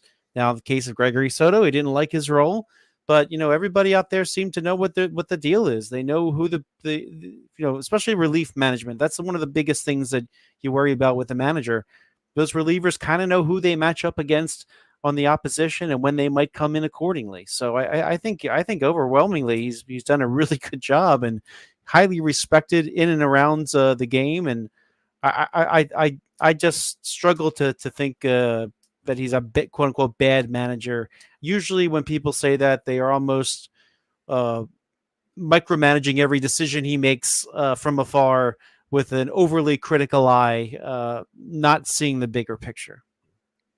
He's Frank Klose. Follow him on the Twitter X platform at Frank Klose with a K. Check out his Phillies mailbag, the latest at 973ESPN.com. They join Sports Bash every Tuesday, talk about the Phils here on 97.3 ESPN. Frank, appreciate the time. Good stuff today. Always good to talk to you, Josh. And, of course, our conversation with Frank Klose being brought to you by Clark's Moving and Storage. Moving is a breeze with Clark's Moving and Storage of Rio Grande. And, again, the Phillies lineup today is as follows: Schwarber, Turner, Harper, Bohm, Stott back in the 5 slot, Castellanos 6, Realmuto 7, Brandon Marsh in left field batting 8th, and Rojas in center hitting 9th. And, you know, one of the things Mike Gill and I do agree on is we would both probably, instead of having Stott at 5, we would put Castellanos 5 and then Stott 6. That way you're at least putting a hitter who's more of a threat behind Alec Bohm. I think part of the problem for Bohm right now is when Harper is not hitting ahead of him and then the guy behind him is not any threat at all, it creates a huge, like a vacuum in the lineup. It's almost like a black hole that he falls into. And I don't think going left, right all the time has to be the answer. At some point, you just got to do what's best for the lineup. And I think that the Phillies organization does get obsessed at times. They get obsessed with certain patterns and certain lineups and certain guys. And I think that falls into that category. So, all right. We got text to get to on the other side at 609-403-0973. Your DMs into the 973 ESPN mobile app powered by First Bank of Seattle, as well as we're going to post a poll question. Will chimes in from Mays Landing, even though he says he's currently in Stone Harbor, which I think is funny. He says that I sound like this actor and a specific character that he played. I'm going to tell you who that is coming up next. And we're going to turn it into a poll question at 973 ESPN on the Twitter X platform. We're going to put it out there, and you guys are going to decide if Will is correct. Do I, Josh Hennig, sound like this famous or infamous, depending on who you ask, movie character? That plus more audio from Lane Johnson and Jordan Mailata on the Greenlight Podcast. All that and more still to come. 97.3 ESPN FM, 97.3 ESPN mobile app powered by First Bank of Seattle City. You're listening to the Sports Bash with Mike Gill. And if you're not down with that, we got 2 words for you. On 97.3 ESPN and the 97.3 ESPN free mobile app. It's universal. Can I get a root canal instead? People strongly dislike the process of moving. Please, anything but moving. Because let's face it, it's hard. But if you've got to do it, make it as painless as possible. Moving is a breeze with Clark's Moving and Storage. Use Clark's Moving and Storage for your next local or long-distance move. Visit Clark's Moving and Storage online at clarksmoving.net. Wesley Financial Group is not a law firm. Hi, I'm Chuck McDowell, the timeshare cancellation guy and founder of Wesley Financial Group. And I want to set the record straight. I am not an attorney. I've never wanted to be an attorney. And the truth is, I really don't even like attorneys. If I sound like an attorney or if I look like an attorney, I'll apologize. But what I've learned in my 15 years in the timeshare cancellation business is you don't need to be an attorney to get folks out of their timeshare. At Wesley, we've helped over 40,000 families cancel their timeshare without me being an attorney. And I want to share with you how we do it. Just give my office a call and you will not talk to an attorney. And I guarantee if we take you as a client, we'll get you out of your timeshare or you'll pay nothing. Call now for your free timeshare exit info kit. 800-420-2255. That's 800-420-2255. 800-420-2255.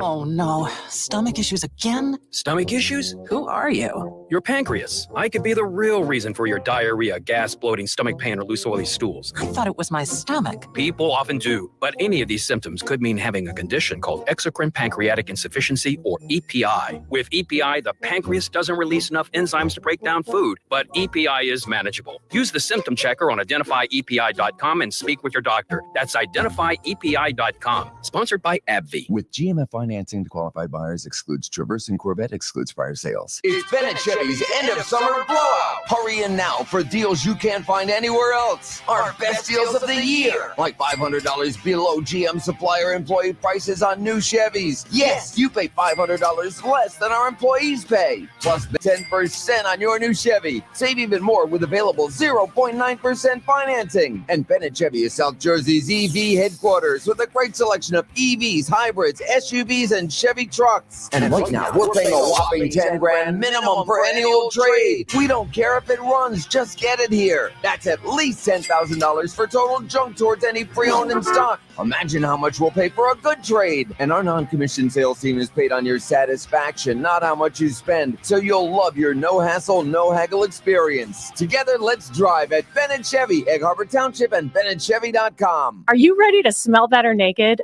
I'm Dr. Shannon Klingman, the OBGYN creator of Lumi, the whole body deodorant that's clinically proven to control odor for 72 hours on pits, feet, privates, and beyond.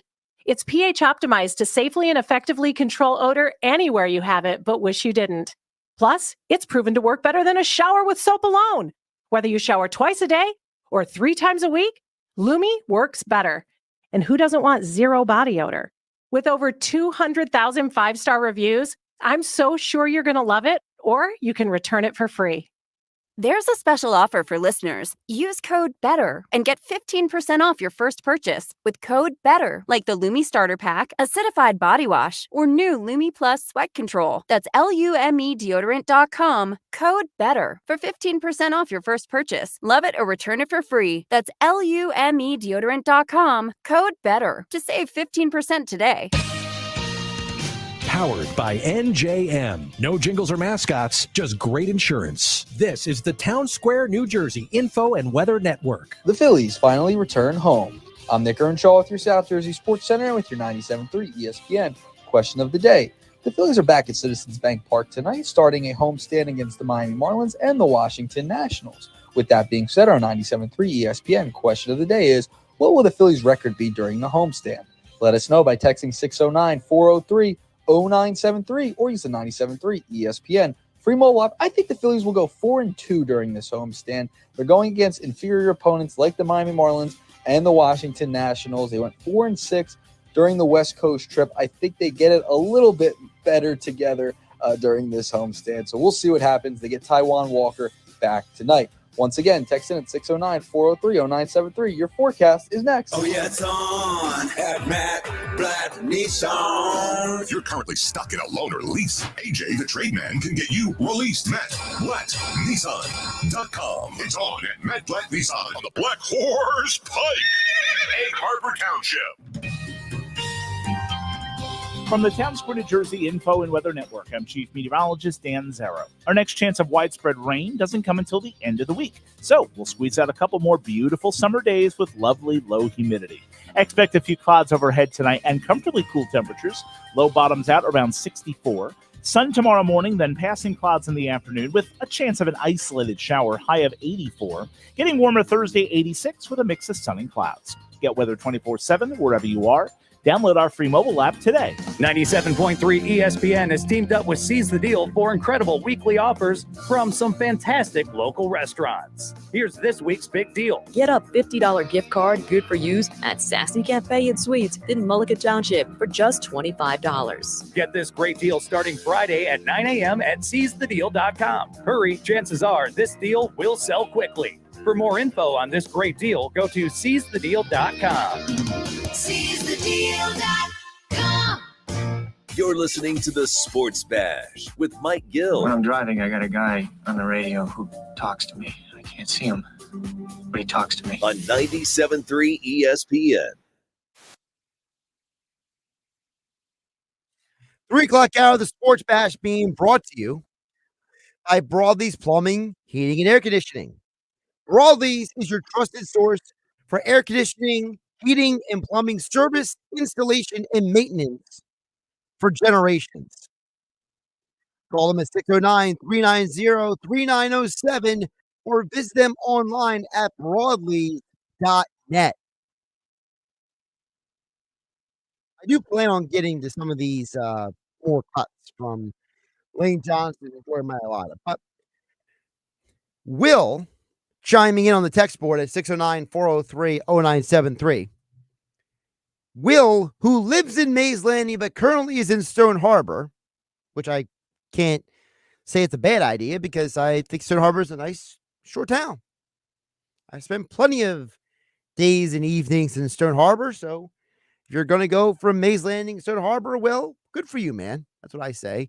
But Will has an interesting comment. Now, he goes out of his way in the text to say that he doesn't mean this as a negative. He says, I've been listening to you for years and I'm a fan, but he says, Josh, has anyone told you that you sound like Jonah Hill, specifically his character from Superbad? So what I decided is I am going to turn this into a poll question. So I am making it go live at 973 ESPN on the Twitter X platform. So Will from Mays Landing, who is currently in Stone Harbor, he says, I sound like Jonah Hill's character from Superbad. So the poll question is this a accurate description of how I sound? And I'm leaving it up to all of you guys. So we're going to give it a full 24 plus hours for you to vote at 973 ESPN on the Twitter X platform, because I genuinely don't know what the right answer is to this. I'm serious. I don't know what the right answer should be for this, because first of all, no one's ever told me that before. That's the first thing. Secondly, I know at least one person who will aggressively and emphatically say no to this is my own mother. My mom would say to Will, who lives in Mays Landing but works in Stone Harbor, that she would strongly disagree with you. But my mother has a built-in bias. So we are going to find out from the rest of the audience if Will, who lives in Mays Landing but works in Stone Harbor, if he is correct or not. You can also text in at 609-403-0973 telling me who you think I sound like. Because why not? Will, you have started something, and however this direction goes, it is all your fault, buddy. Stay hydrated, my friend. And I don't mean with alcohol. I mean with water, because you still have another month of summer left. You're working in Stone Harbor. All right. So at 973 ESPN on the Twitter X platform, the poll question is describing me, Josh Hennig, filling in for Mike Gill on 973 ESPN, sounding like Jonah Hill's character from Superbad, an accurate description of the sound of my voice here on the radio? It's a simple yes or no question and answer. All right. Because if anybody's ever seen the character on Superbad, the character's name is Seth, it's very clear that you are going to have a very strong opinion, yes or no, about this. Because I know it's a bit of an infamous character. Jonah Hill's character in Superbad is definitely a character that I think a lot of people have either a very positive or a very negative reaction to. So I think that this is going to get some very interesting answers. Again, at 973 ESPN on the Twitter X platform, where you can vote on that question. I'll keep it up for about 24 hours, and we'll review the full voting results tomorrow and throughout the next 24 hours on 97.3 ESPN. All right. So, as I was saying before, I wanted to get some more of this Lane Johnson and Jordan Mailata audio because there's somebody on the Eagles defense that may be the key to Philadelphia's success this year. And it's a guy that Chris Long on the Green Lane podcast has been very vocal in his own personal fandom of. Lane Johnson, asked by Chris Long on the Green Lane podcast, tell him about Eagles' second-year D lineman, Jalen Carter. He's doing pretty damn good. I told Howie last year during training camp, I said he's going to be the best player this year and definitely next year. And you see it in camp, like him. I know, bro. I can tell if a guy can play very quickly. It's insane. Yeah, like he's insane. He's twitchy. Well, it's not that he's a smart player. He picks up on stances. Really he calls smart. It out. Yeah, he knows the calls. So, in addition to he's 6'3" and he's wide, man, strong. He's got that like torso flexibility on those. That's a big thing. You know what I mean? Yeah, his flexibility up top, being able to get skinny. That's a lot of praise for one guy. Okay. You heard Lane Johnson say that he told Howie Roseman this guy's going to be the best player on this team, if not this year, next year. You heard Jordan Mailata talk about how much of a freak he is. You heard Bo Allen chime in and talk about how he is able to pass rush from different angles. That's a lot of men. But by the way, for those who haven't seen the video, it's basically Lane Johnson and Jordan Mailata on the one side of the table and Chris Long and Bo Allen on the other side of the table. So it's four men all chiming in, praising Jalen Carter. And I can only say I hope everything they said is true. Because Jalen Carter is being asked to do something that is borderline unreasonable. It is borderline unreasonable that they are asking Jalen Carter to basically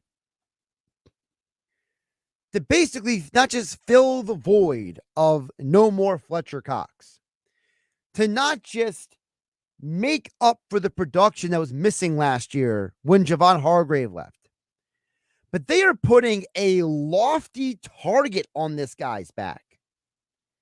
You are putting him in such a rare air by describing him the way these guys are, that he could be the best player on the team. If Jalen Carter gets close to being the best player on the team, I think most of us would agree that changes how all of us view the Eagles defense.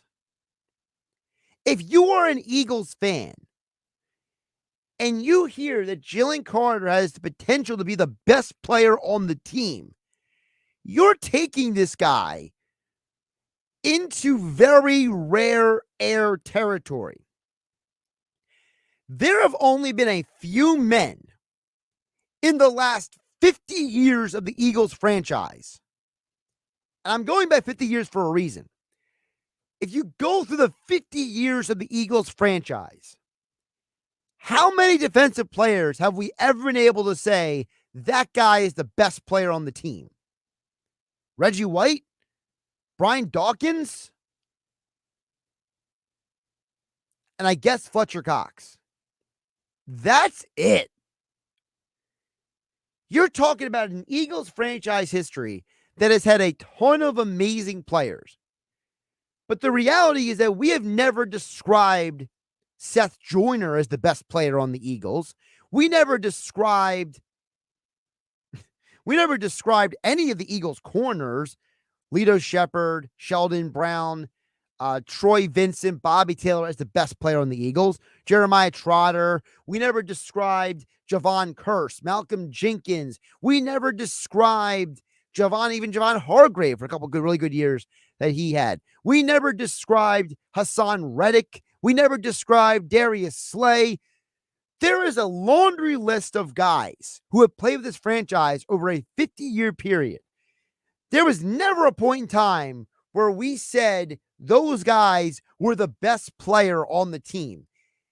If Jalen Carter ascends to that level, you are talking about a guy who is being put on another tier of ability, talent, and greatness. This is no small comment by these men. Lane Johnson has been in the NFL for over a decade. Chris Long, between playing and now commentating in the NFL, have been around the NFL for, if you add his dad in, it's even longer than the 15 years. Bo Allen, same thing. Joined by a lot of, he's more commenting on Jalen Carter's physical ability, right? He's not really commenting on him, the football player. But if you genuinely believe that Jalen Carter can be the best player on the team, that changes everything about our expectations for the Philadelphia Eagles going into this year. Because there's only a handful of guys in the last 20 years who have been interior defensive linemen who were also the best player on the team. You're talking about Aaron Donald and J.J. Watt type territory. And Fletcher Cox for a while was in that conversation if he was, if not the best, one of the three best interior D linemen in the entire league. So if Jalen Carter is going to end up ascending that level, doesn't that mean,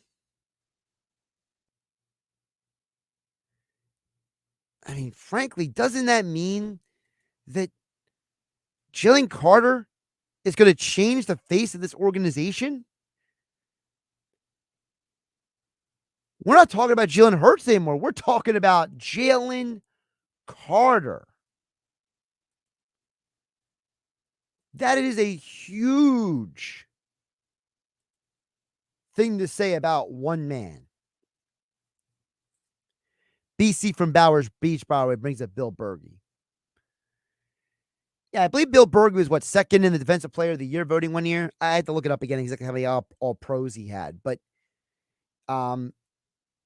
still, Berge, Reggie White, Brian Dawkins, Fletcher Cox. 4 men in 50 years. This is no besmirchment on the Eagles franchise, but this is not the Baltimore Ravens, okay? Where 2 of the 3 best players to play in that franchise history are defensive players, Ray Lewis and Terrell Suggs. This is not an organization that has had wall-to-wall Hall of Famers on the defensive side of the ball. Just to use an example, like the Dallas Cowboys. You could literally build an entire defense off of the Hall of Famers who have played in the Dallas Cowboys history.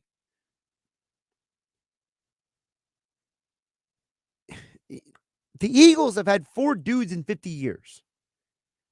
And again, credit to BC and Bowers Beach for bringing up Bill Berge.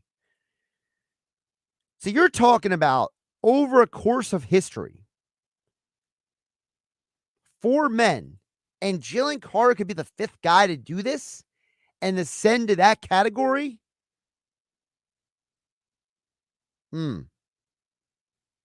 That is an amazing comment if it becomes true. We'll check back at the text board coming up on the other side. I see text from Terry in Galloway and Glenn from Absecon. 609-403-0973. Your DMs into the 973 ESPN mobile app powered by First Bank of Sea City. We have the Phillies covered. Swing and a drive, right field, way back, forget it, out of here. Kyle Schwarber hammers one over the right field wall. Get the best Phillies baseball coverage on the Sports Bash with Mike Gill on 97.3 ESPN. She posted about us just now. Celebrities can't get enough of Bianna's bespoke skincare line. She has 147 million followers. How do we monetize? She needs a social media associate to help her with the hype. We should repost this. Do we need a hashtag? Indeed can help her hire great people fast. I need Indeed. Indeed you do. You can schedule and conduct virtual interviews all from your employer dashboard. Visit Indeed.com/credit and get $75 towards your first sponsored job. Terms and conditions apply. There he is. It's Agent 00 Chicken. Every move he makes, every chance he takes is to get to Royal Farms Chicken Palooza. And nothing will stop him from getting there. Because he knows that right now, he can get a 3-piece world-famous chicken box, white or dark meat, or chicken tenders for just $8, with a portion of each chicken box sale donated to a local charity. Plus, he can register to win world-famous chicken for a year. That's 3 pieces of hot, juicy, moist, and tender Royal Farms world-famous chicken for just $8. Come to Royal Farms Chicken Palooza. It's a real thriller, but it's only for a limited time. Real fresh, real fast. Royal Farms. No purchase necessary to enter or win. And September 2nd, 2024. Chicken for a year prize to be awarded as 8 $100 Royal Farms gift cards. For details and official rules, visit royalfarms.com/chicken-palooza. Void where prohibited. Sponsored by Royal Farms. If you love to travel, Capital One has a rewards credit card that's perfect for you. With Venture X, earn unlimited double miles on everything you buy, and turn everyday purchases into extraordinary trips. Plus, receive premium travel benefits like access to over 1,300 airport lounges where you just check in and chill out. Open up a world of possibilities with Capital One. What's in your wallet? Terms apply. Lounge access is subject to change. See CapitalOne.com for details. It's common knowledge that after age 30, our metabolism changes. We have less energy and gain weight easier. There's a way to feel better, not in years or months, but sometimes in just days. I'm Chuck Norris. I tried everything. Working with a team of health experts, we came up with Morning Kick. Morning Kick is a revolutionary new formula that combines all my favorite supplements into one daily drink. Morning Kick has probiotics to help you lose weight, prebiotics for digestion, superfoods for muscles and joints, and powerful anti-aging supplements. It'll help you feel youthful, energized, and helps manage stress. I look and feel better than I have in years. Go to roundhouseprovisions.com, use code SUPPORT, or text SUPPORT to 511-511 and claim 40% off. Roundhouseprovisions.com, code SUPPORT. Every purchase comes with our 90-day money-back guarantee. You could be feeling these changes within just a couple of days. Text SUPPORT to 511-511. These statements have not been evaluated by the FDA. This product is not intended to diagnose, treat, cure, or prevent any disease. Tax fees may apply.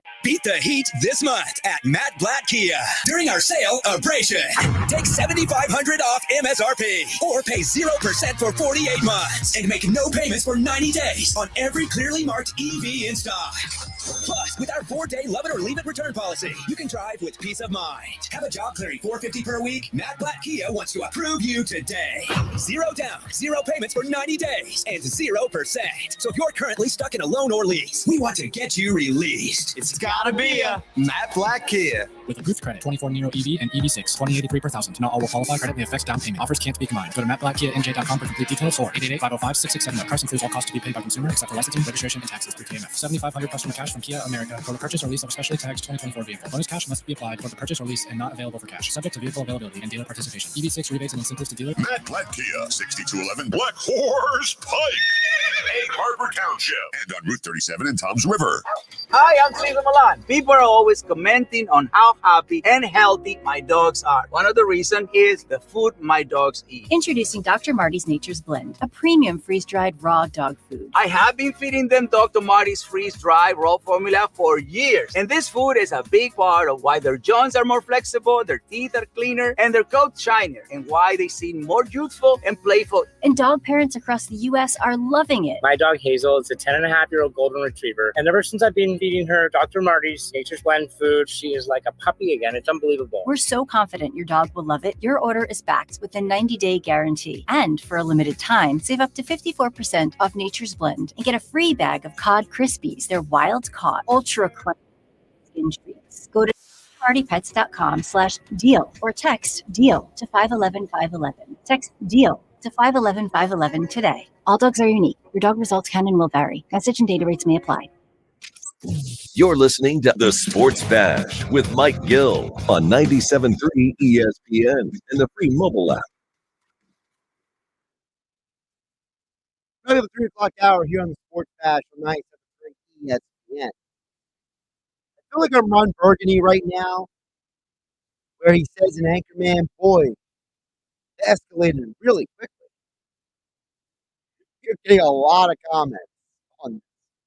The poll is literally 100%. Yes, Josh sounds like Jonah Hill. But I have personally gotten people telling me, no. One person did leave their name and said, you don't sound like Jonah Hill, you sound like McLovin.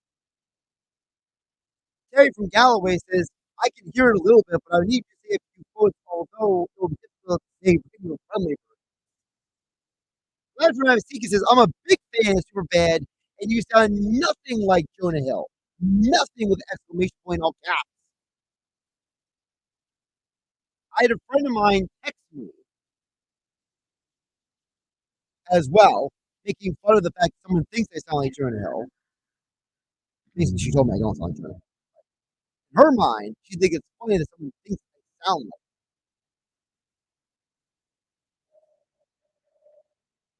Well, you guys keep voting at 973 ESPN on the Twitter platform, yes or no, of how I sound. I don't sound like Jonah Hill, but then again, I don't think anybody else. I'm going to leave it up to you folks. This poll is either going to go well or not so good for Will, who lives in Mays Landing but works in Stern Harbor. I think when this is all said and done, Will and I need to go have a drink and discuss this. I think most of you want to know why Will thinks I sound like Jonah Hill's character more so than me sounding like Jonah Hill. This is South Jersey's official home for Philadelphia Eagles football. The Eagles continue the 2024 preseason Thursday night in New England against the Patriots. Listen to all the action with Merrill Reese and Mike Gill with pregame coverage starting at 6 p.m. and kickoff at 7. This is the play-by-play home of the Philadelphia Eagles. 97.3 ESPN, South Jersey's Eagles station. When something happens to your kitchen, you might say, This is ludicrous. but that won't fix your home. That will only get you the rapper, Ludacris. Having trouble? Don't panic. Don't be alarmed. You need to file a claim? Holla at State Farm.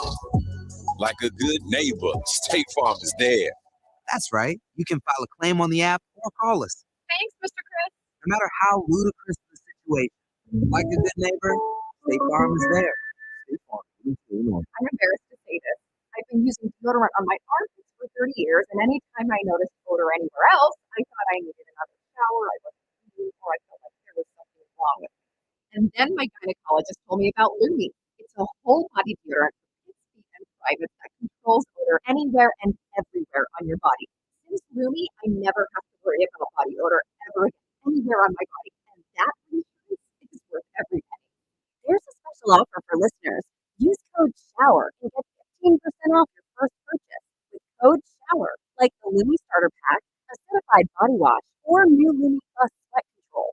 That's LUME deodorant.com, code SHOWER. For 15% off your first purchase. With over 200,000 five-star reviews, I am so sure you're going to love it. Or return it for free with Lumi's 60-day money-back guarantee.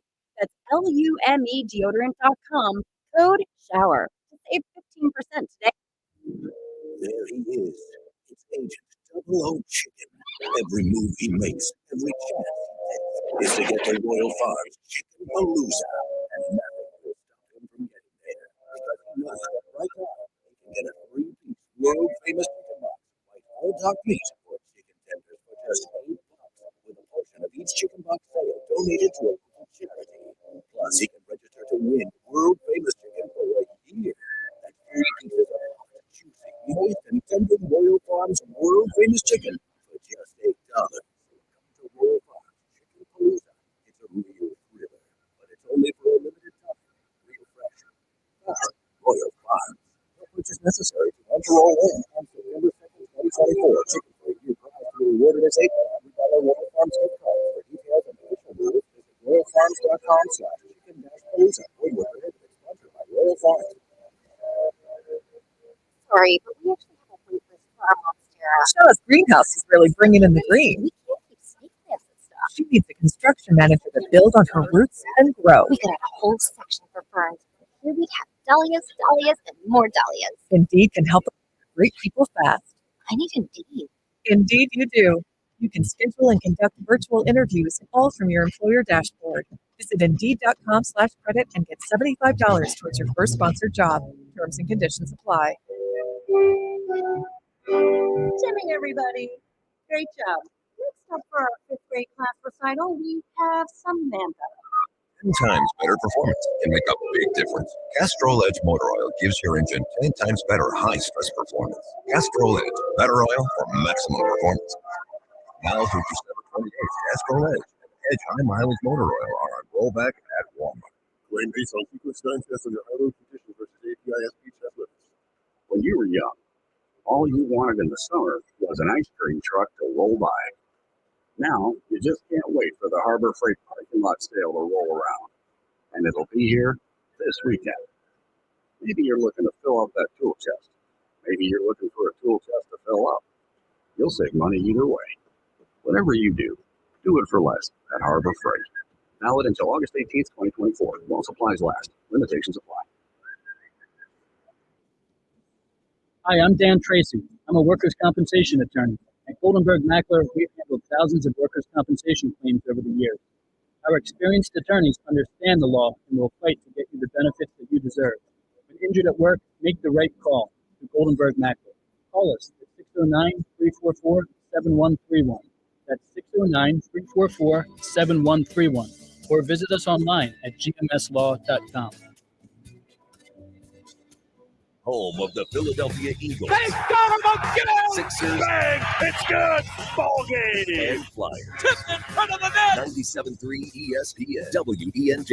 WENJ HD. Millville, Atlantic City. A Town Square media station serving all of South Jersey. 97.3 ESPN presents the Sports Bash with Mike Gill. It's time for Football at 4 with Adam Caplan. Powered by the Inside the Birds podcast. I give my heart and soul to this franchise, as so many of us do. Now live, this is Football at 4. Josh Hennig filling in for Mike Gill on the Tuesday edition of Sports Bash on 97.3 ESPN. And yes, it's time for Football at 4 with the one and only NFL insider Adam Caplan from the Inside the Birds podcast, InsideTheBirds.com, at Caplan NFL on the Twitter X platform. Just search Inside the Birds on YouTube. And don't forget, Inside the Birds exclusive content on Patreon. And he joined us live from the road is Adam Caplan here on 97.3 ESPN. Adam, welcome in. How you doing this Tuesday? Josh, I'm good. Yeah, look, I'll be on the road. I'll be visiting tomorrow and Thursday. The Titans are hosting the Seahawks for joint practices. I was with the Steelers Sunday and Monday, and lots going on around the National Football League. We'll see if the Brandon Ayuk trade goes through or not, whether he's staying or going to Pittsburgh. And the Eagles holding just one, the only joint practice this summer, and they're doing it in Foxborough, Massachusetts, which they did earlier today in a practice for over 2 hours. Yeah, the Eagles were back on the field today. And one of the interesting notes of the day, Adam, Cooper DeJean is back. Now, we will note he didn't go through full practice, but he was limited. He was going through individual drills. So it is good to have the rookie back on the field, Adam. Yeah, an individual drills is different from 7-on-7 or team. It's individualized movement, and it's just not your normal part of practice. But the great thing is he was taking part in a part of practice. Individual drills are still part of practice. So this is the first step in a long one. So let's not forget, Josh, he's not been on the field with the Eagles for about 2 months. The Eagles ended practice their off-season program around 13th or 14th of June. So it's basically been 2 months to practice with the team.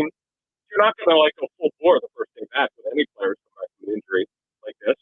So this is good. Look, he got on the field. We don't know where he's going to line up. He did some drills for nickel and corner and so forth, but we're not going to know. In fact, Josh, their next practice won't be until Saturday, Josh. So we're not going to know for sure exactly what's going to happen. But it's just getting him on the field is huge.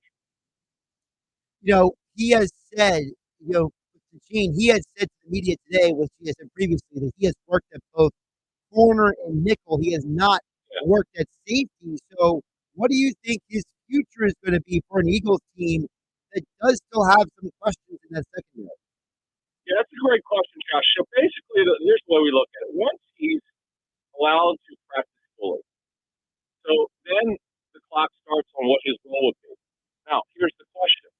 Let's just say that they want to play him an outside corner. Well, that's where Quinyon Mitchell is projected to play this season, eventually. Like right now, he's been their nickel defensive back. And Vic Fangio, the defensive coordinator, said, no, he's not a corner. That's a different position. But we know that they drafted him to be an outside corner, not a slot, or as Vic calls a nickel defensive player. It's not, he doesn't say quite like every other team does, but nevertheless, it's a lot of decision to make because Dejean was drafted to play outside eventually. Although the Eagles knew he could play nickel, he could play safety. We know Moshe and I talked to several teams that thought long term he would have to be a safety, but the Eagles don't see it that way. Not every team's going to agree. So it's fascinating to see what's going to happen here. But for the short term, once he starts fully practicing, which should be next week, barring a setback, because they do the first practice after the game is on Saturday and they practice Sunday. So I hope it's here by next week. He'll take in full practices, so then we'll know exactly where to line up. So let's extrapolate. If he's lining up an outside corner, maybe the Eagles keep Mitchell as a nickel defender for the time being. Well, how does that impact Devontae Maddox? How does that impact Tyler Hall? Because if Mitchell's going to start the season as a nickel defensive back, you'd only need one backup. You don't need two of them. That impacts Tyler Hall. Now, if Dejean is at nickel, then you could bet week one Mitchell's going to be starting outside corner and Isaiah Rodgers would be the backup. There are a lot of differences here. And then Ringo would be their fourth corner, which is really what we all projected. Eventually, he'd be their fourth corner. Rodgers would be the third. Mitchell would be starting corner. That gives him tremendous depth. And this is a good problem to have, Josh. With him coming back, once Dejean is allowed to do everything. And by the way, you mentioned C.J. Gardner-Johnson's not practicing it. He's not been clear for contact with that shoulder injury now. But this is a good problem to have. I was saying this on our Discord channel because Jeff and I pop in there every day now. When is the last time you thought of the Eagles having a good mixture of young players and younger and older players and feeling good about the future of the secondary? That to me is a really good problem to have. And it's not a problem, but you know what I mean. You can't play everybody. Right. I think it's a great thing. Well, I mean, it's been, 20 years since they drafted, Lito Shepherd and Sheldon Brown, right, Adam? Yeah, it is really remarkable to me, Josh, the way this thing has happened. Because, look, they've not been able to draft that well, we know, for years. Ringo's had a good offseason. He didn't have a good training camp last year. Isaiah Rodgers has done a really good job of coming back. He was healthy. The Eagles didn't know much about him other than because they couldn't talk to him directly. You can only talk to the agent. They knew he'd been working out, and they thought he was in good physical shape. But once they got him to OTAs, they knew he was back. And remember now, he's on a one-year deal for the minimum of service that he's played. So it's an old make-good contract. If he wants to get paid, he's got to make the roster, which he's obviously going to do. He's got a lot of urgency. So this is a good thing overall. Talk with Adam Caplan, NFL Insider from the Inside the Birds podcast at Caplan NFL on the Twitter platform. The other injury news we got today, Adam, another player, yes, he was limited, but he was back on the field. A guy the Eagles were hoping could hold this number 3 wide receiver position. Harris Campbell. Talk about him, Adam. This is an interesting thing. I know that Harris Campbell's got this groin injury, but they have to figure out if he can contribute this season. And they got to see him. They just got to see him be healthy for the rest of the camp and that fourth preseason week where there is no game. That's what we call the off week of preseason, where that's when the reporters they don't get to see all the practice, and that's when, as we understand it, the final decisions are made on the roster and rotations and so forth. So it's me, Josh. They don't know if Paris Campbell's going to be with them yet. He's got to prove it. The guaranteed money in this contract isn't a lot. They'd love him to be the three, but they don't know that yet. In fact, it's really Johnny Wilson and Britton Covey who continue to rotate as the three in different roles. As the three, there are different ways you can do it, but boy, they'd like to know Paris Campbell, and at least he started working today, and hopefully next week he's fully practicing. Adam, is interesting because Paris Campbell does have a history of injuries, and so you would have to think, can they keep him healthy through training camp to get to the season, even make that evaluation, right? Yes, and Josh, that'll play into whether the Eagles sign a receiver to the 53, like a veteran who hits the street when teams sign a 53, or do they sign a veteran to the practice squad? Right. They're going to need somebody. I mean, this is not a secret. They're going to have to add a receiver or two by the start of the season. But as we've told people, he doesn't have to be to the 53. It could be the practice squad where you then get the guy in your program. There's no pressure to put the guy in the 53. You get him into practice, you see how he does. And if he's needed, then you call him up. You get him off the practice squad. So that's the beauty of having what we call the 69-man roster. I have another player with an injury history who is not practicing again today, was not one of the limited. He was not practicing at all today. Grant Calcaterra, a guy who's a phenomenal athlete, but he seems to never stay healthy. This time, that shoulder injury is still lingering and keeping him from getting action. Yeah, and we worry about this because it's not just concussion history, which is significant, which he temporarily retired in college about. He's had some injuries, here with the Eagles, and doesn't have the biggest frame in the world. So you worry about that. Let's give him more reps. EJ Jenkins with a nice catch today. They got to get him back. He's the clear number 2 tight end. And the other thing, Josh, is your number 2 tight end's got to be able to block.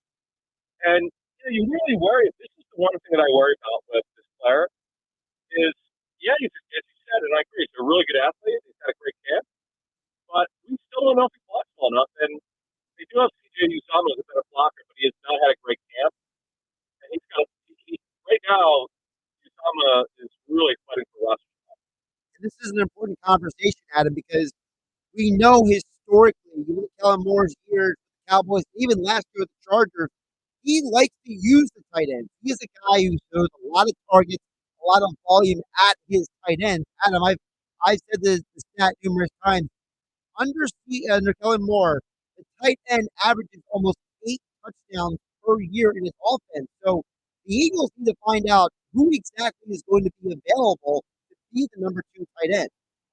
Yeah, and look, Calcaterra didn't start now; he's there too. But you got to be able to pedal the guy.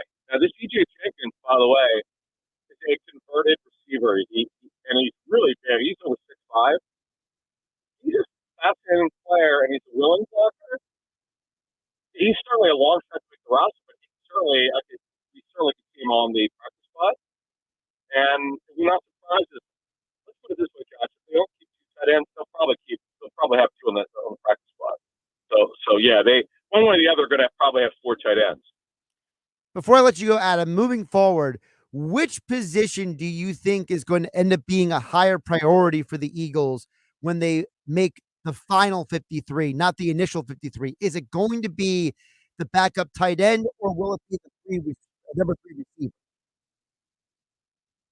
Boy, in terms of, once the 53 set, looking at other players to add, or just that's the biggest question mark? What do you mean by that? The final 53, not the initial. We know the initial is a lot of roster negotiating and moving the parts. So, like when we get to the Eagles going down to Brazil to Green Bay, do you think you and Adam, when you do the Inside the Birch pod, are you guys going to be like, man, look what they did with the 3 receiver, or look at what they did with the backup tight end?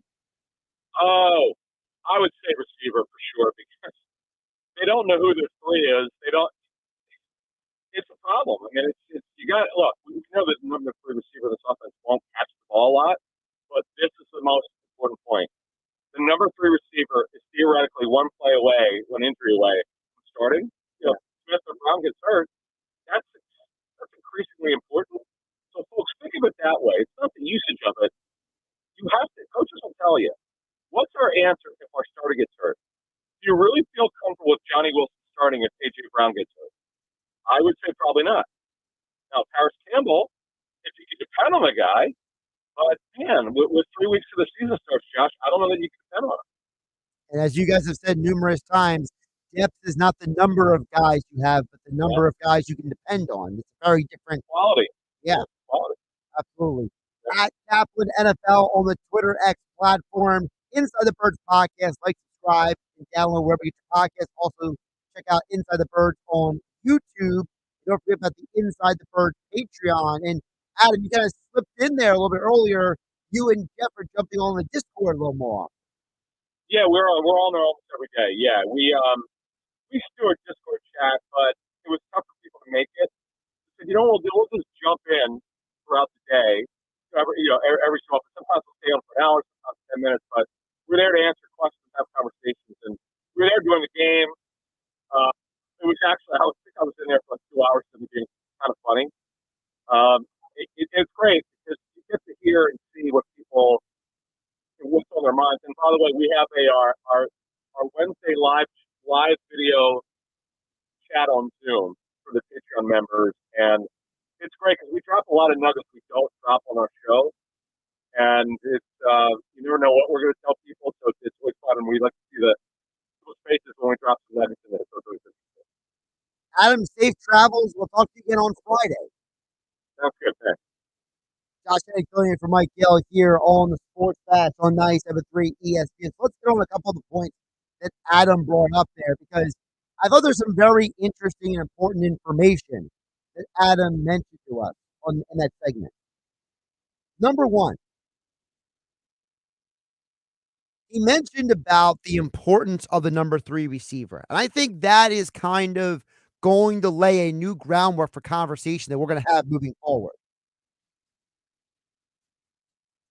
I think it is very important that when you are an organization, you have to have priorities. That's why I asked the question to Adam the way I did, because the organization, if you listen to what Adam said, understands that they need to have legitimate backups. Because what if something does happen to A.J. Brown or Devonta Smith? Well, look at the guys they have in camp right now. Paris Campbell finally getting healthy again. He has a history of being injured. Anais Smith has had trouble catching the football, right?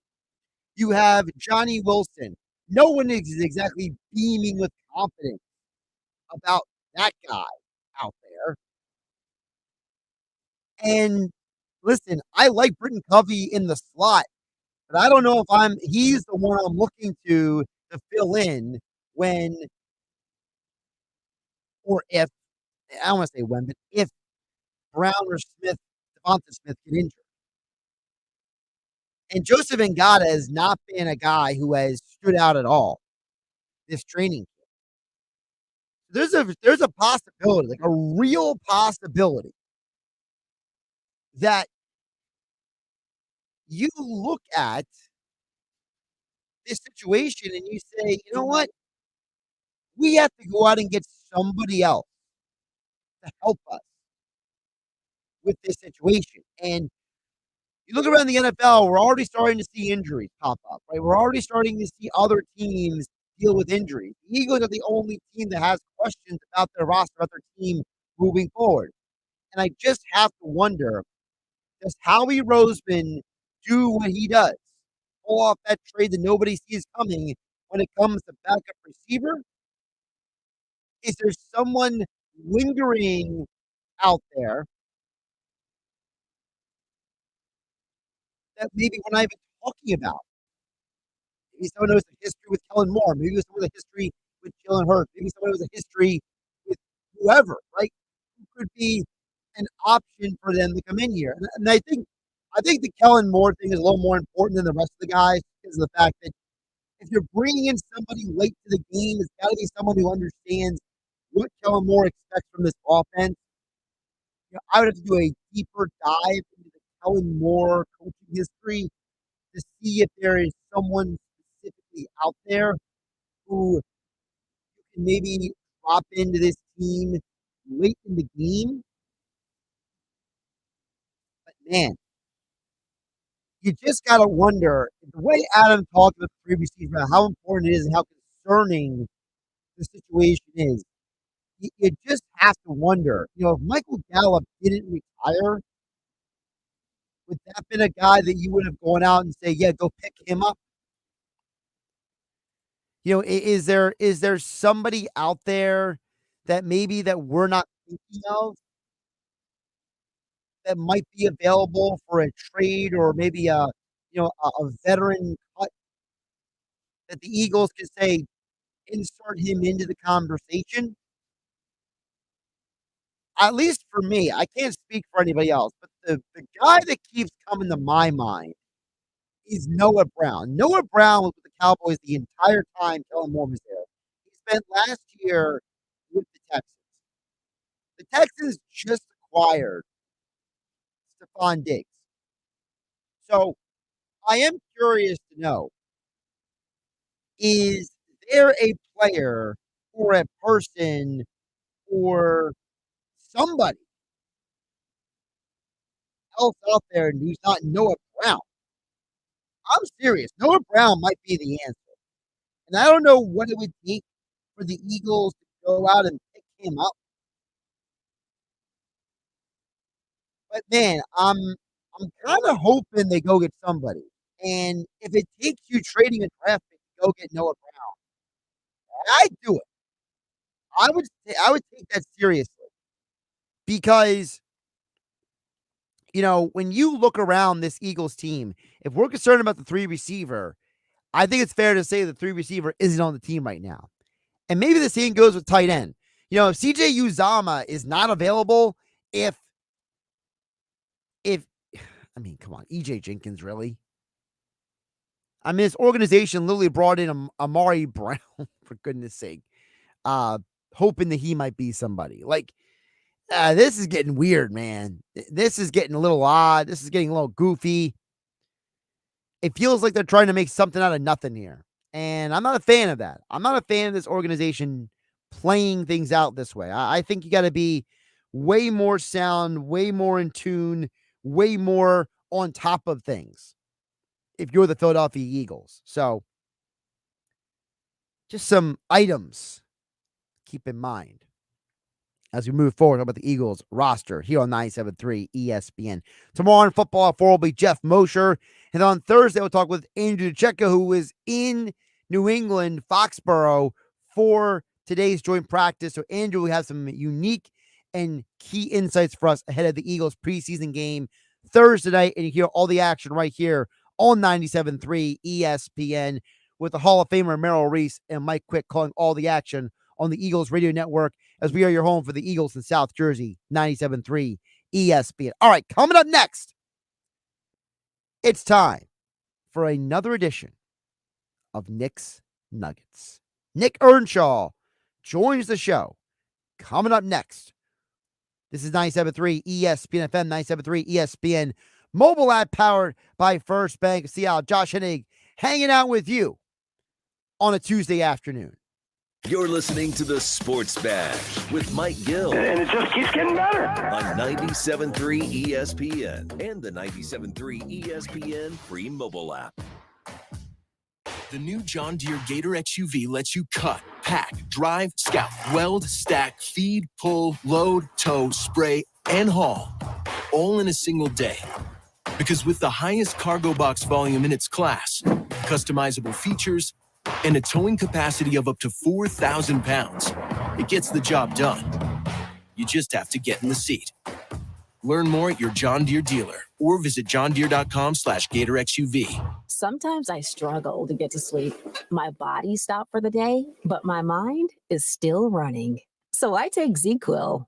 ZzzQuil, the world's #1 sleep aid brand, has a range of non-habit-forming products to fit you and your family's needs. Invest in a great night's sleep for the best you tomorrow. I'm awake and ready to take on anything. Better days start with ZzzQuil nights. Explore our products at ZzzQuil.com. Use as directed. Keep out of reach of children. Downy Rinse and Refresh. Break up with stinky clothes. Rinse it out. Every now and then I get a little bit tired of the stings that just will never come out. Oh, Downy in the rinse straight. Every now and then I rinse it out. One wash and it delivers. Wash, it smells so clean. Downy Rinse and Refresh, it's a dream. Downy Rinse and Refresh removes 100% of odor in just one wash. Guaranteed. I want to learn how to cook, but I keep ordering takeout. Accomplishing goals is hard, but when your goal is to learn a new language, Babbel makes it easy. In just 15 minutes a day, Babbel will help you start having conversations in as little as 3 weeks. Words and phrases you'll actually use. So when someone asks, "How's your French going?" you can say, Babbel facilite grandement l'apprentissage d'une nouvelle langue.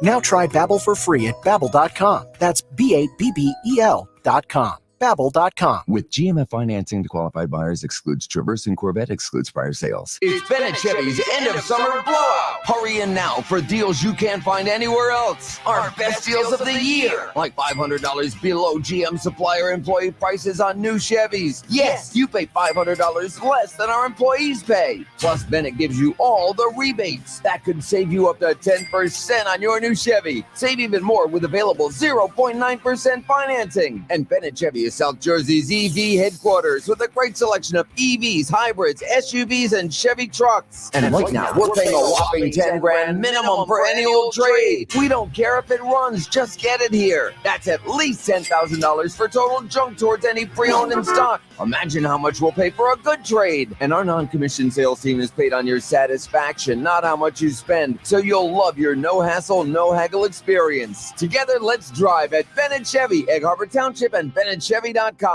Hey, my name is Jared, and this is Matt. And a little thing we love about the Chick-fil-A maple pepper bacon sandwich is that sweet and savory flavor combo. I love the grilled chicken because of how juicy it is. It has that perfect smoked flavor. And then the crunch of the pickles and the sweet heat that they bring just ties it all together. And that crispy sweet bacon, it adds so much flavor. It ties in amazing with the warm, soft bun. You can really taste the sweetness in every bite. The maple bun is bringing the fun. Order the maple pepper bacon sandwich on the Chick-fil-A app today. Available for a limited time. Real guests paid for their testimonials. Jake from State Farm. I'm winning. I finally cleaned my house, so I'm breaking out my new tropical room spray. Keep winning and create an affordable price just for you by bundling your home and auto with the State Farm Personal Price Plan. It's like your own personal paradise. Ooh, hey, grab me a coconut water. Bundling, just another way to save with a personal price plan. Like a good neighbor, State Farm is there. Prices are based on rating plans that vary by state. Coverage options are selected by the customer. Availability, amount of discounts and savings, and eligibility vary by state. Hi, welcome to Staples. Hi, my son's teacher emailed his back-to-school list. He needs crayons and a comp book for every subject. Okay, no problem. With Staples Hot Deals, you'll find super low prices on hundreds of items for back to school. Oh, now they're saying he needs folders and glue. You got it. And markers? Of course. Oh, geez. Can we get a card, please? Save big on back to school with Staples Hot Deals. Right now, 24-pack Crayola crayons and comp books are only 50 cents each at Staples. Ends 8/24, in-store only, limit 10. Powered by NJM. No jingles or mascots, just great insurance. This is the Town Square, New Jersey Info and Weather Network. The Phillies finally return home. I'm Nick Earnshaw with your South Jersey Sports Center and with your 97.3 ESPN question of the day. The Phillies are back at Citizens Bank Park tonight, starting a homestand against the Miami Marlins and the Washington Nationals. With that being said, our 97.3 ESPN question of the day is, what will the Phillies' record be during the homestand? Let us know by texting 609-403-0973 or use the 97.3 ESPN free mobile app. I think the Phillies will go 4-2 during this homestand. They're going against inferior opponents like the Miami Marlins and the Washington Nationals. They went 4-6 during the West Coast trip. I think they get it a little bit better together during this homestand. So we'll see what happens. They get Taijuan Walker back tonight. Once again, text in at 609-403-0973. Your forecast is next. Lenny Kravitz presents the Blue Electric Light Tour 2024. Live in Atlantic City. Ovation Hall and Ocean Casino Resort, Friday, November 1st. Get tickets now at theoceanac.com. From the Town Square, New Jersey Info and Weather Network, I'm Chief Meteorologist Dan Zarrow. Our next chance of widespread rain doesn't come until the end of the week, so we'll squeeze out a couple more beautiful summer days with lovely low humidity. Expect a few clouds overhead tonight and comfortably cool temperatures. Low bottoms out around 64. Sun tomorrow morning, then passing clouds in the afternoon with a chance of an isolated shower, high of 84. Getting warmer Thursday, 86 with a mix of sun and clouds. Get weather 24/7 wherever you are. Download our free mobile app today. New Jersey's got a lot of summer wow. We got your under the sun wows. Your this is too much fun wows. Your that wine was sublime wows. And your one more time wows. So come see what your wow's gonna be. New Jersey, it's one summer wow after another after another. Find your wow at visitnj.org. New Jersey, little state, lot of wow. Solution for sitting in traffic. You come with me. The Sports Bash with Mike Gill on 97.3 ESPN and the 97.3 ESPN free mobile app.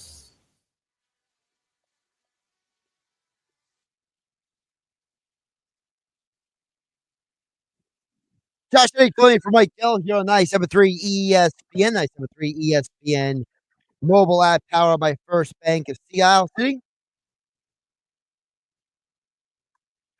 We will connect with Nick Earnshaw in just a minute. We're having a little bit of a technical issue. Give me one sec, folks. I'm going to let Nick know that we have to reconnect with him. All right. So, you gotta love live radio. When you come out of a commercial break, you think the guest is there. We were going to do Nick Nuggets right here, but we got to wait a minute because we got to reconnect with Nick Earnshaw here on 97.3 ESPN. I will remind you that this hour of the Sports Bash on 97.3 ESPN is being brought to you by Ocean Casino Resort in Atlantic City. Get your game on the Gallery Bar Book and Games at Ocean Casino Resort in Atlantic City because the football season is right around the corner. Go to the Gallery, go to Ocean, go for the win. For more info, visit oceanac.com. Gambling problem, call 1-800-GAMBLER. Don't forget, speaking of Ocean Casino, tomorrow and Thursday are the only days that you can win. I only have a limited number of tickets to go see Andrew Scholes at Ovation Hall at Ocean Casino Resort in Atlantic City. We'll give you a ticket tomorrow and Thursday are the only days that we have tickets to give away here on the Sports Bash on 97.3 ESPN. He'll be performing at Ovation Hall on August 24th. Now, this Saturday, but next Saturday is when you can catch Andrew Schultz performing at Ocean Casino Resort in Atlantic City. Again, Saturday, August 24th, inside Ovation Hall, where you can see stand-up comedian, actor, television producer, and podcaster Andrew Schultz in Atlantic City. You can win tickets tomorrow and tomorrow and tomorrow's Wednesday. Thursday is the other day. I'm having a bit of getting Nick Earnshaw. I grossly apologize. Our technology in our studio is not cooperating very well. But Andrew Schultz will be giving away tickets tomorrow and Thursday, right here on the Sports Bash. If you don't win the tickets, you don't want to miss Andrew Schultz back in Atlantic City at Ocean Casino Resort in Atlantic City. For more tickets, go to oceanac.com to get your tickets today. Now I believe I have Nick Earnshaw for today's Knicks Nuggets here on 97.3 ESPN. Nick, is that you? I think I'm here, Josh. I think I'm here. Finally. What's going on in those studios? And we got to figure it out, I guess, right? Listen, man, it's all your fault. See, you're here today. So I have no help. I'm doing everything by myself. Yeah. That's why everything went sideways. Listen, okay, it's okay. I'll take the blame. I'll take the heat. I'm always ready for it, Josh. I'm always ready, and I guess it's like super bad, right? And apparently, you're like Jonah Hill. I mean, things are going super bad in there right now. I don't know. Apparently, this is who Josh Hennig is today. So really quick, so what did you think? So Bill from Mason, who worked in Stern Harbor, he believes I sound like Jonah Hill from Superbad. What does Nick Earnshaw say? I'm gonna say, I never thought of it, okay, until he texted in and you let me know about it. You put the poll out on the Twitter X platform, and I really had to think about it. I tuned into the show for a little bit. I'm like, you sound a little bit like him. I don't think it's so drastic where it's like you sound just like him. I can hear a little bit in your voice, but it doesn't do it for me. I think he's kind of wrong here, to be honest. See, I don't think I sound like him either, but I think it's mostly because of the fact that that was a very specific caricature that Jonah Hill was playing. Like, I think that if somebody said I maybe sound like Jonah Hill's character from like 21 Jump Street, I think that might be a little bit more doable because that character's voice was a little more, deliberate than Jonah Hill's character in Superbad. So maybe he just think of Jonah Hill in general.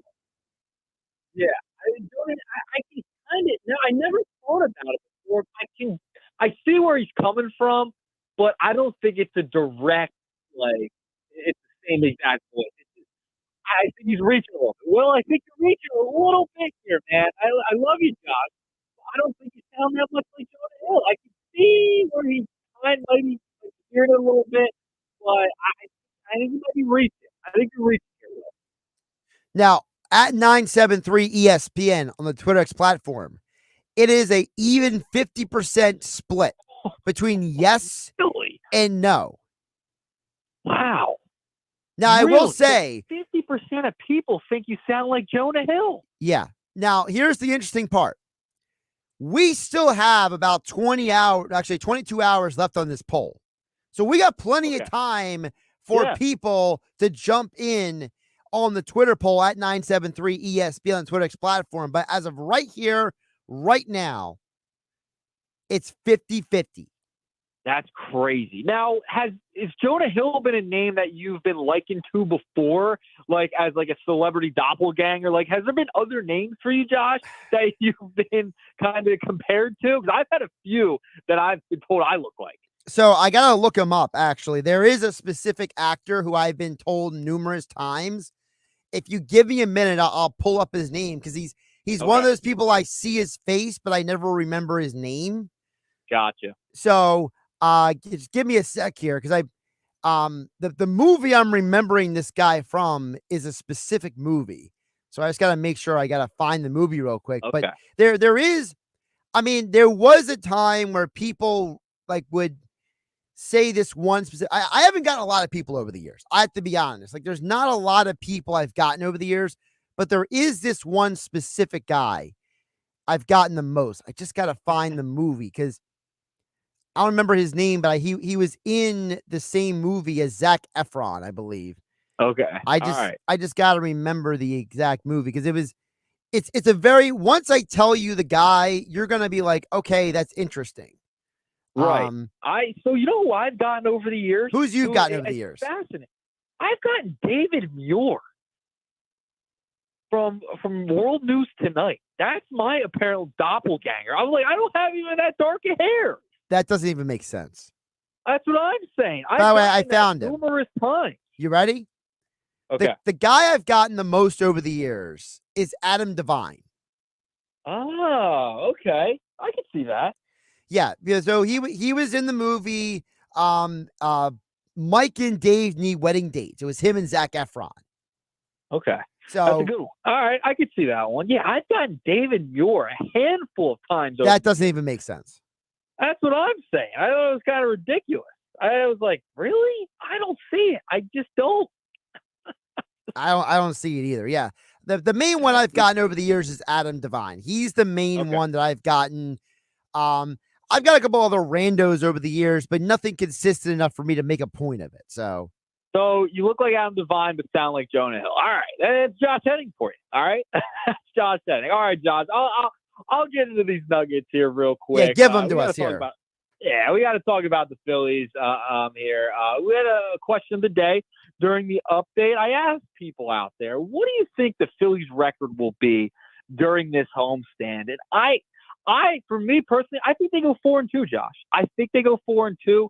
I think they split with the Marlins and take 3 of 4 from the Washington Nationals. That's where I'm at with the Phillies. Now, what say you? What do you think the Phillies record will be during this homestand? Road trip, me and you got completely wrong on Friday because everything went awry over the weekend. Right. But I think they bounced back against 2 bad teams. 4-2 is my prediction. What say you? So I tend to agree with you for a couple of reasons. One, because the Marlins and Nationals are not good baseball teams. They're just not good teams. And if the Phillies put up half an effort, they should be able to beat these teams. Number 2, I genuinely, like I told Frank Klose earlier today on the show, Nick, I believe that Taijuan Walker's return is going to help this team. I think that he is going to help reset the guys back to their original pitching roles, and that it won't be as complicated, right? It won't not be as messy as it has been with Kobe Allard and Orion Kerkering and Jeff Hoffman all pitching out of their roles. I think even if Walker goes 5 innings a start and gives up 3 runs or 4 runs, I think it saves the bullpen. Yeah, I'm with you here. And then Rob Thompson also talked about today, Ranger Suarez threw live batting practice today, which is a good sign. He's not going to be back for this particular homestand. He might be available after that when they go back on the road. So that's a good sign as well. Turnbull might be coming back too. There was also a mention of a 6-man rotation again to give some guys rest. Do you think it's time to bring back that 6-man rotation? Because you'll have Walker, you'll have Turnbull, you'll have Ranger, you have Tyler Phillips as well if you want to go that route too. I think a 6-man rotation with where the Phillies are at would be huge in September, especially heading into the postseason. You know, I'm a big fan of the 6-man rotation. I've been calling for it for a lot of the year just to give your Wheelers, your Nolas, days off and a little bit of rest so they're not logging all of these innings and are gassed by the time September and October roll around. Yeah, I mean, I just think that right now the Phillies got to focus on getting this rotation back on track and getting this team back on track and getting guys back into the roles that they were built for. I think that's the key. Whether that's a 6-man rotation, whether that's a 5-man rotation, do whatever it takes. Yeah. And, you know, something was telling to me when we had Greg Murphy on yesterday. He said that it was pretty quiet on that plane back. I thought that was really big news out of there. I mean, you know, this is a team that went 4-6 during that stretch on the West Coast. They struggled mightily. They struggled since the All-Star break for the most part. This is a team that needs to get it together. And, you know, if you're giving your top guys extra rest, especially at the top of the rotation, I think that'll be huge. But it falls on the bat. And you and I talked about this yesterday. The top guys have to produce. If they don't produce, it doesn't matter. You can have the best manager in the world. You have the best pitching staff in the world. But if your top guys are getting paid a lot of money, like the Bryce Harpers, like the Trey Turners of the world, JT Realmutos, this team's going to do absolutely nothing. And they're going to go under 500. They'll go 2-4 on this homestand instead of 4-2. So the bats have to come alive. I mean, there's 2 better opponents right now. No 2 better opponents, I should say, than the Nationals and the Miami Marlins. I mean, you got to get it rolling. The Marlins just sold their whole team. I mean, they got Christian Pache playing for them now, Josh. So what's nugget number 2? All right, nugget number 2. You know, so today, I don't know if you knew, today's, you know, every day is almost a national holiday for something, Josh. But today is Left-Handers Day. And I wanted to know, so my favorite lefty, I think, growing up, at Philadelphia Philly. Now, you have to be specific. Philadelphia Philly. I'm not going football. I'm not going basketball. I'm only going baseball here. You got to give me your favorite left-hander in Phillies history right now. Mine, it's got to be Chase Utley. Chase Utley's the man. You know, he was born to play here. He was on my list last week when we did our top 10 players that were born to play in Philadelphia. He's a lefty that I absolutely adore, and I think most of the fan base did as well when he was here. Josh, your favorite left-hander in Phillies history? So now you went left-handed hitter, but he's not a left-handed thrower. So that's Wasn't not a thrower. He's a left-handed hitter. Yeah, so I'm gonna try to be a little more true to the holiday here than you are. I think you were cutting a corner there, picking Chase Utley because he doesn't throw left-handed. Not cutting a corner. He's still a lefty. He hit left-handed. That's a half and half. I don't like it. I don't like it. He wasn't a switch hitter though. Like Jimmy Rollins was a switch hitter. Shane Victorino was a switch hitter. Chase was full-time. Ryan Howard was a left-handed hitter and a left-handed thrower. He was.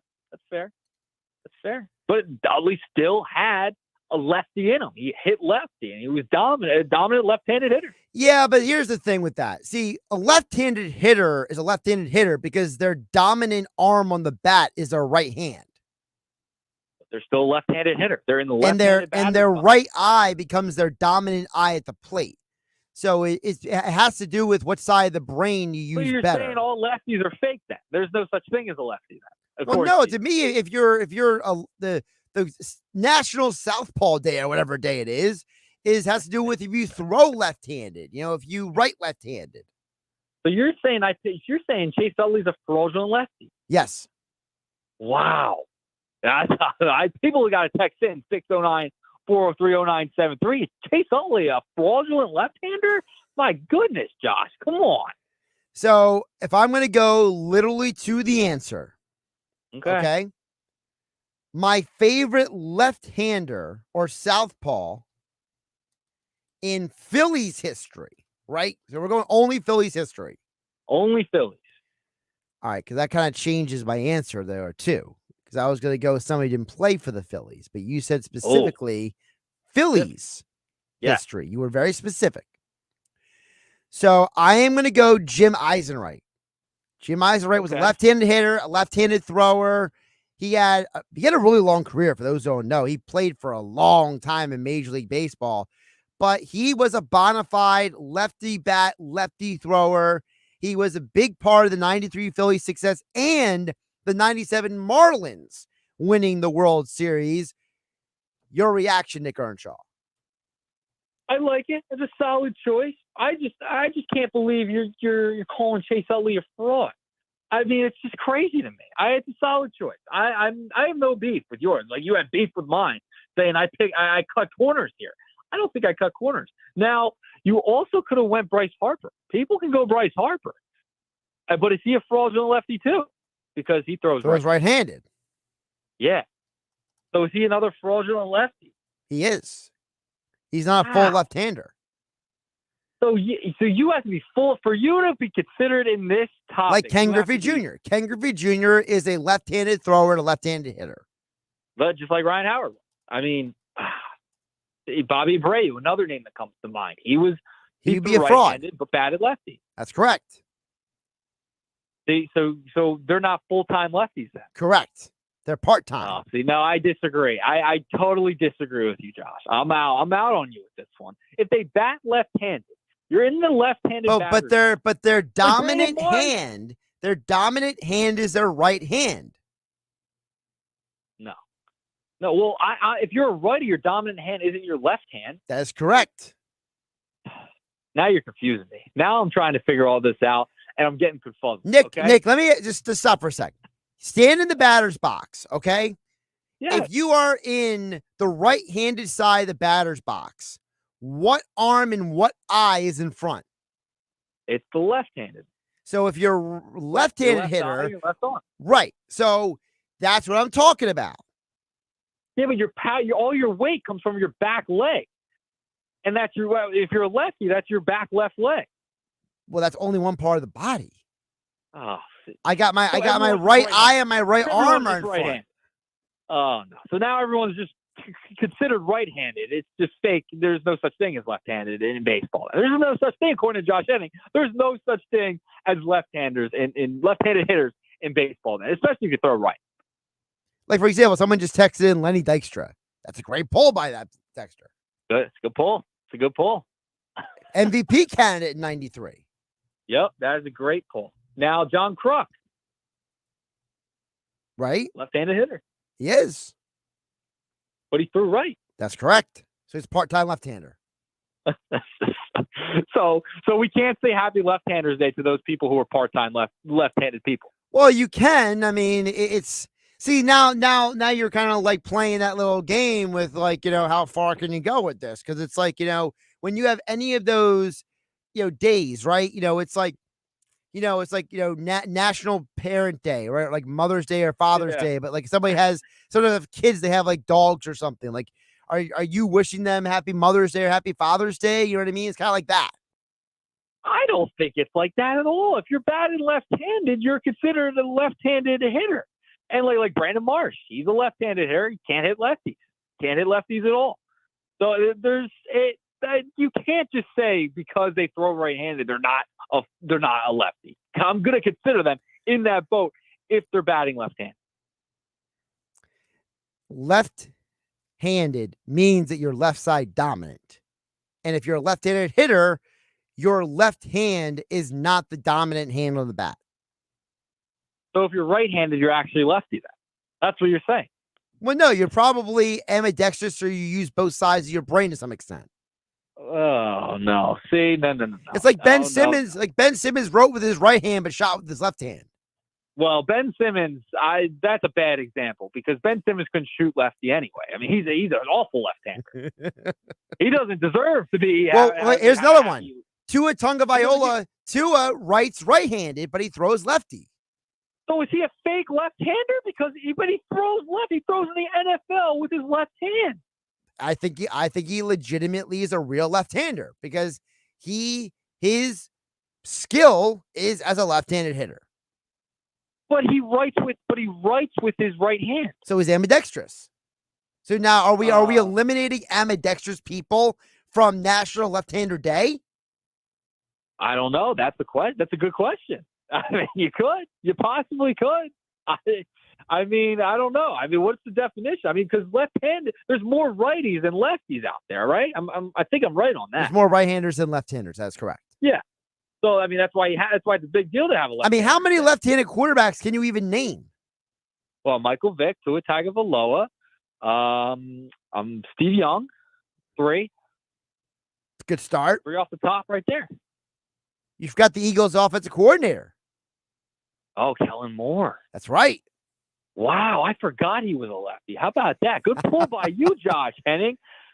Good pull by you. Well, I will wish you a happy left-handers day, even though I guess there's no such thing as left-handers. You're either ambidextrous or you're right-handed. I mean, that's where we'll end it here. A 2-pack of nuggets today. We got everything thick.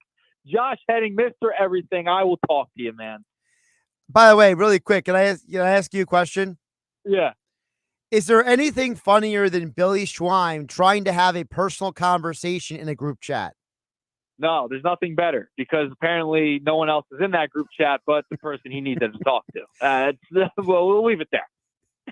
I was just wondering if I was the only person who noticed that. So you're not the only one. You're not the only one. Don't get us wrong. We love Billy. Billy's great.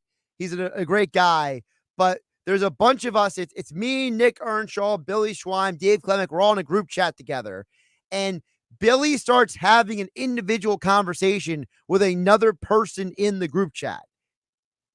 It's funny. I mean, this is the person I taught how to airdrop. So, I mean, that's where it goes, okay? Does that mean Billy is more advanced technologically than me because I have an Android? Yeah, actually, yeah, because you and Mike Gill over there with your green text messages, I'll never understand. I just will never understand it. Got to hold you guys accountable over there. You followers. All right, Nick, have a good one. All right, Josh, I'll see you, man. Nick's Nuggets Day being brought to you by Ocean Casino Resort. It's the Gallery Bar Booking Games in Atlantic City is where you want to be this football season. Get your game on at the Gallery Bar Booking Games. Go to the Gallery, go to Ocean, go for the win. For more info, visit oceanac.com. Gambling problem, please call 1-800-GAMBLER. All right.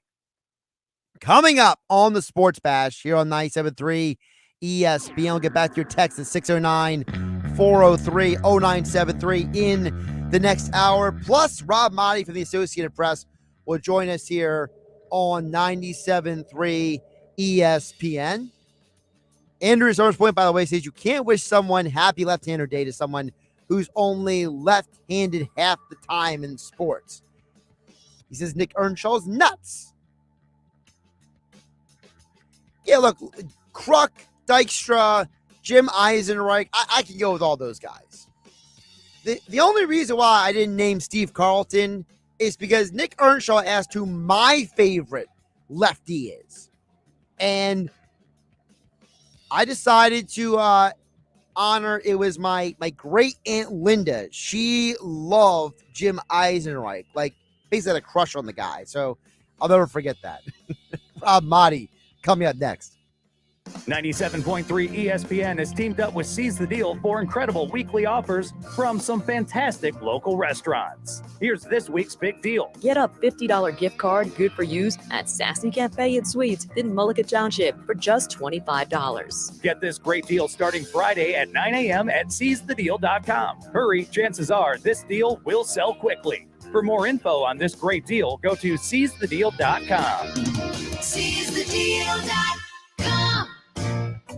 Getting ready for back to school at Macy's is all about fresh starts and new looks, making it one of summer's greatest hits. Save on must-haves like cargos, mini dresses, jeans, and more that'll hold up from the first day of school to the last. Plus, you'll find all the top quality brands you love, like Nike, Jordan, Levi's, and the all-new Epic Threads. Shop Macy's and make the first day back the best one yet. Check out Macy's.com/back to school today. It's common knowledge that after age 30, our metabolism changes. We have less energy and gain weight easier. There's a way to feel better, not in years or months, but sometimes in just days. I'm Chuck Norris. I tried everything. Working with a team of health experts, we came up with Morning Kick. Morning Kick is a revolutionary new formula that combines all my favorite supplements into one daily drink. Morning Kick has probiotics to help you lose weight, prebiotics for digestion, superfoods for muscles and joints, and powerful anti-aging supplements. It'll help you feel youthful, energized, and helps manage stress. I look and feel better than I have in years. Go to roundhouseprovisions.com, use code SUPPORT, or text SUPPORT to 511-511 and claim 40% off. Roundhouseprovisions.com, code SUPPORT. Every purchase comes with our 90-day money-back guarantee. You could be feeling these changes within just a couple of days. Text SUPPORT to 511-511. These statements have not been evaluated by the FDA. This product is not intended to diagnose, treat, cure, or prevent any disease. Tax fees may apply. Save thousands at Matt Blatt Kia. Get out of your old trade today, even if you owe thousands more than it's worth. Go to mattblattkianj.com for more details. That's mattblattkianj.com. It's gotta be a Matt Blatt Kia. You scaled the sheer cliff face, battling frostbite, running low on oxygen. The wind pierced your skin, and every inch was agony. You reached heights no other human had before, while getting nowhere at airport security. There's more to imagine when you listen. Discover best-selling action titles on Audible. As fall approaches, you have a lot to prepare for. Back to school, sporting events, family gatherings, and staying on top of your health. The virus that causes COVID-19 continues to evolve. So this fall, no matter what you're prepping for, you can prioritize your family's health and make a game plan for COVID-19 vaccination. Ask your doctor or pharmacist to learn more. Sponsored by Pfizer. Meet DJ the Master Penny Pincher. I'm always looking for ways to lower my electric bill. My new smart meter from Atlantic City Electric makes it a lot easier to save energy and money. I took a few minutes, logged into my account, and unlocked some cool tools like high usage alerts and customized energy saving tips I can see right on my phone. I'd say that's a pretty smart move. We couldn't agree more, DJ. To unlock all the energy-saving benefits of your new smart meter, sign up for my account at AtlanticCityElectric.com/smartmove. When something happens to your kitchen, you might say, "This is ludicrous." but that won't fix your home. That will only get you the rapper, Ludacris. Having trouble? Don't panic. Don't be alarmed. You need to file a claim? Holla at State Farm. Like a good neighbor, State Farm is there. That's right. You can file a claim on the app or call us. Thanks, Mr. Chris. No matter how ludicrous the situation, like a good neighbor, State Farm is there.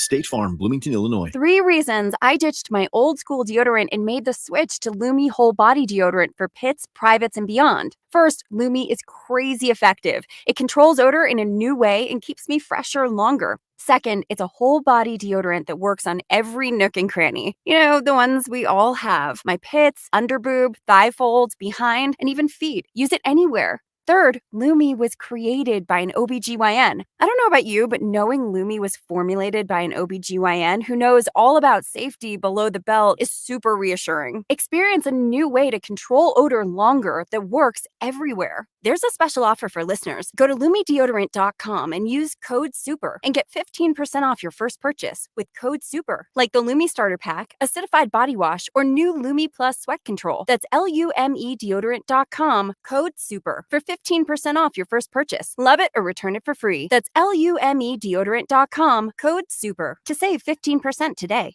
Hey, it's Mike Gill. I've been telling you about the beautiful MDX I've been driving from Key Acura of Atlantic City. But guess what? The brand new 2025 MDX have just arrived. Between now and August 31st, you can lease a slick 2025 MDX all-wheel drive for just $599 a month with $49.95 down, or lease a 2024 Integra for $299 a month with $49.95 down while they last. Go see Rocco at Key Acura, Tilton Road in EHT, your small but friendly dealer. See dealer for details. Hi, I'm Cesar Milan. People are always commenting on how healthy my dogs are. One of the reasons is the food my dogs eat. Dr. Maaddi's Nature's Blend is a premium freeze-dried raw dog food designed to support your dog's health, happiness, and lifespan. Save up to 54% off Nature's Blend and get a free bag of cod Krispies. Go to drmartypets.com/deal or text DEAL to 511-511. Your order is back with a 90-day guarantee. All dogs are unique. Your dog results can and will vary. Message and data rates may apply. Timmy, everybody. Great job. Next up for our 5th grade class recital, we have Samantha. 10 times better performance can make a big difference. Castrol Edge Motor Oil gives your engine 10 times better high-stress performance. Castrol Edge, better oil for maximum performance. Now through December 28th, Castrol Edge and Edge High Mileage Motor Oil are on rollback at Walmart. Claim based on sequence 9 test under high-load conditions versus API SP test limits. Go for the endless ocean views and the non-stop entertainment. Go for the lucky whirls and the late-night twirls. Go for the gourmet eats and the next-level sweets. Go to celebrate. Go to rejuvenate. Go for an escape that's anything but ordinary. Go for the win. Go to Ocean Casino Resort. Book your trip at theoceanac.com. Must be 21 or older. Gambling problem? Call 1-800-GAMBLER. He's official play-by-play home of the Eagles' 6 Flyers. At 0 point would I ever consider not being a fan of the team. 97.3 ESPN, WENJ, WENJ HD, Millville, Atlantic City. A Town Square media station serving all of South Jersey. This is the Sports Bash with Mike Gill on 97.3 ESPN and the 97.3 ESPN free mobile app. Now live from inside the Ocean Casino Resort studio, here's Mike Gill. 5 o'clock hour of the Sports Bash. Josh Hennig filling in for Mike Gill on 97.3 ESPN. The 5 o'clock hour of the show being brought to you by Key Acura of Atlantic City. For a great car buying experience, go see Rocco at Key Acura of Atlantic City on Tilton Road in Egg Harbor Township. Your small but friendly dealer. Check out their inventory online at KeyAcuraAtlanticCity.com. Well, we got more football to talk about before we get back to the text board at 609-403-0973 and your DMs into 973 ESPN mobile app powered by First Bank of Seattle. Because right now, joining us as promised, he is the Associated Press senior NFL writer. Rob Maaddi joins us here on 97.3 ESPN. Rob, welcome back in. How you doing today? I'm good, man. How are you, Josh? Doing pretty good. So I'm just going to lay on you the biggest and hardest question to answer off top here. What on earth is going on with Brandon Ayuk? Dude, I am so confused. Like, I don't understand. Is he going to the Steelers? Is he staying in San Francisco? Does he want to stay in San Francisco? Does he want to leave? Like, I feel like Brandon Ayuk is like the person who doesn't know what they want to have for dinner, and they keep staring at the menu and can't make up their darn mind. I'm trying to see if there was a Brandon Ayuk update in the past 15 minutes since I last checked, because I haven't seen it. It seems like there's always something that pops up, but nothing in the past little bit today. But like, I feel like Josh, he wants to get paid and he wants the Niners to pay him, and the Niners are reluctant to do it, but he wants to be on a winning team. He doesn't want to be a Patriot. He doesn't necessarily want to go somewhere else that may not have as good of a chance as winning a Super Bowl as the 49ers do. And the Niners know that. And the Niners, I think, are really kind of playing as much hardball as they can, a little bit more so than they did with Deebo Samuel, because this is stretching into week 2 of the preseason. There's so many ways it can go. Like, they can just finally throw their hands up and say, all right, we're going to take the best possible offer right now for Brandon Ayuk and just move on and not deal with this headache, or let it get closer to the start of the season and hope that he gives in. Because you're not, are you going to walk away from 14.25? I think that's the amount he's getting this year. Like, you can't walk away from that and continue to hold out at camp if the team's not going to deal it. Like, that doesn't work out well. We saw that happen with Le'Veon Bell when he sat out that season. It just doesn't work out well. You're giving money up that you will never get back. So I think the 49ers are in position to play as tough as they want to, although I think they need him. If they're going to want to challenge for a Super Bowl and you want to have the best pieces you have out there, I understand he was 35th in targets or 36th in targets last year, and he's not even wide receiver 1 on their own team, and they got numerous other weapons on that offense. Still, he's such a good piece to have for a team that is that close to winning a Super Bowl. And that's interesting because, Brandon Ayuk was a part of that controversial wide receiver class now, right? It was Jerry Jeudy and Henry Ruggs, then CeeDee Lamb, then Jalen Reagor, then Justin Jefferson, followed by Brandon Ayuk was 2020. So I'm sure part of Ayuk and CeeDee Lamb as well as thinking is, hey, we're 2 of the 3 best receivers from a draft class that was grossly miscalculated, and they probably think we want to get paid to a certain level. But it's like you just said, Brandon, I don't think Brandon understands that you are probably the 3rd option or 4th option on your team. Yeah, exactly right. Like, Christian McCaffrey's to do it all purpose offensive player of the year last year. He's going to carry the rock. He's going to get balls out of the backfield. George Kittle, and then, of course, Deebo, who also can run or catch. And they added Ricky Pearsall in the draft as a first-round pick. So Brandon Ayuk really is no better than a second, but more likely 3rd, 4th option on this team. So his leverage in San Francisco isn't where he feels it should be. And it's interesting as you rattle off those names, Josh, and I'm thinking like, wow, Henry Ruggs, Jerry Jeudy, Jalen Reagor. I saw Reagor playing in a preseason game last week still, and I think he ran the wrong route one more time because that's what he can do. Poor Jalen, just isn't figuring stuff out in the NFL. And to think Justin Jefferson all those guys went ahead of him, other than CeeDee Lamb, who's a legitimate number 1 all-pro wide receiver. Wow, a lot of teams missed in that draft. And I don't know what's going to get done first, CeeDee Lamb or Brandon Ayuk. If Brandon's waiting on or hoping that CeeDee Lamb's going to set the table for him, it's not a comparable situation. CD is the man in Dallas, whereas Brandon Ayuk is not in San Francisco. So all notable holdouts and hold-ins and everything else that are still dragging into this preseason week 2. And we haven't even touched on the biggest, craziest, nonsensical situation with the New York Jets is Hassan Reddick now asked for another trade. Can you get traded twice in 4 months? Well, I don't want to get to Reddick. Yeah, I'm saving that for a moment. But let me get to CeeDee Lamb in Dallas.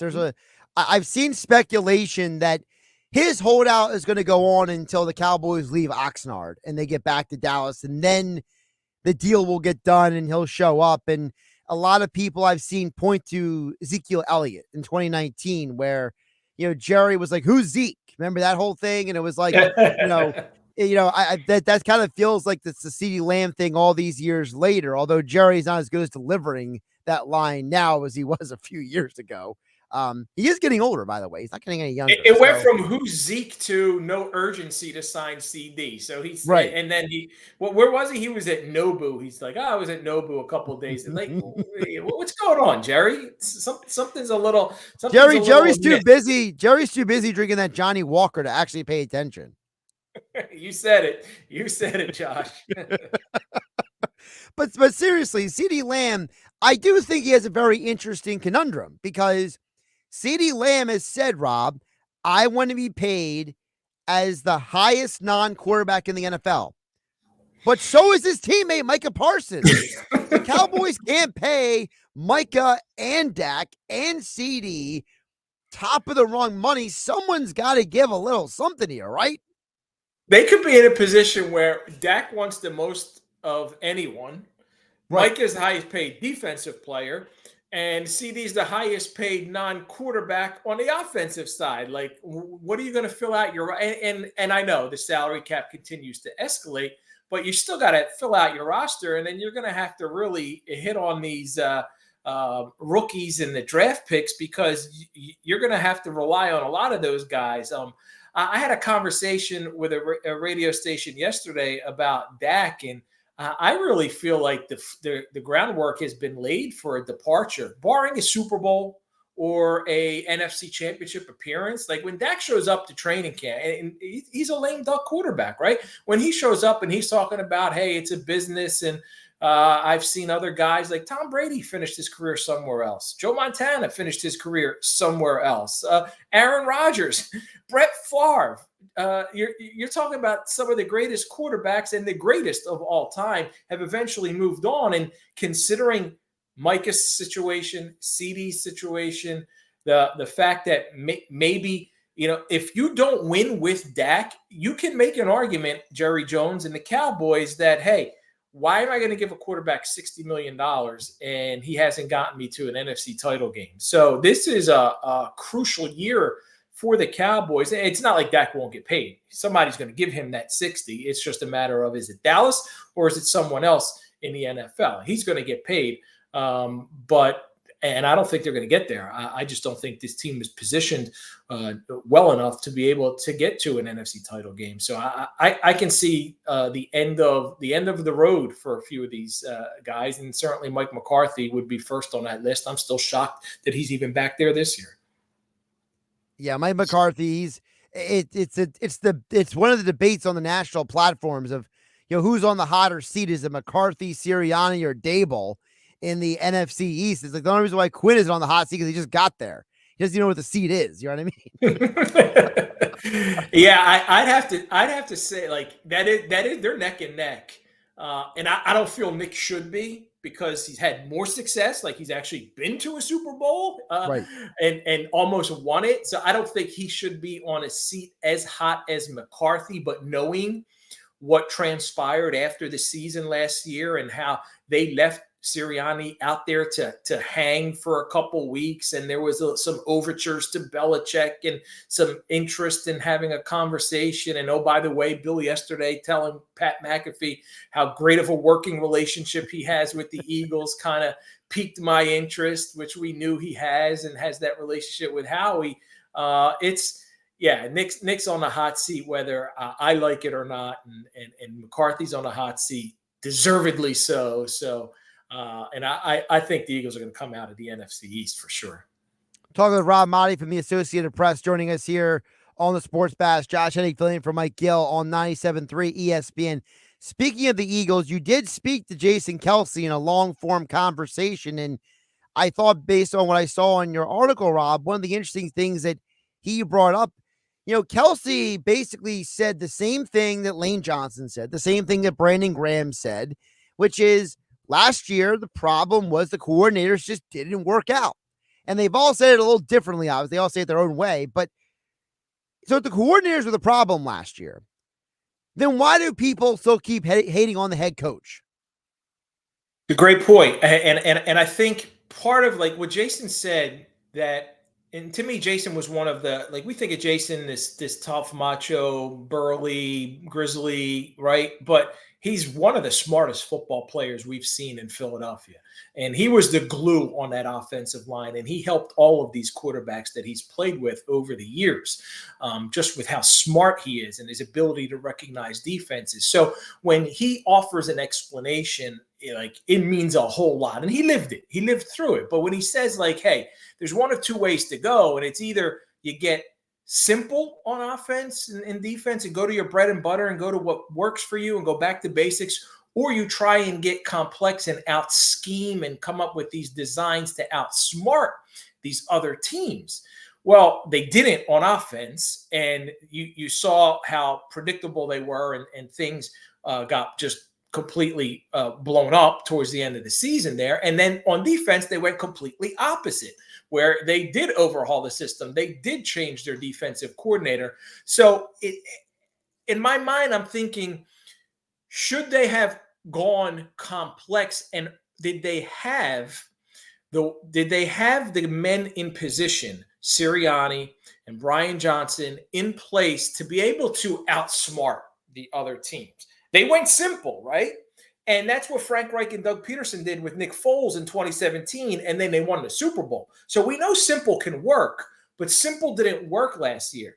And was simple the alternative because Sirianni and Johnson weren't smart enough, for lack of a better term right now, to be able to out-scheme and outsmart other teams? Or was simple the alternative because they genuinely felt like, hey, this is all we need right now. We got the talent.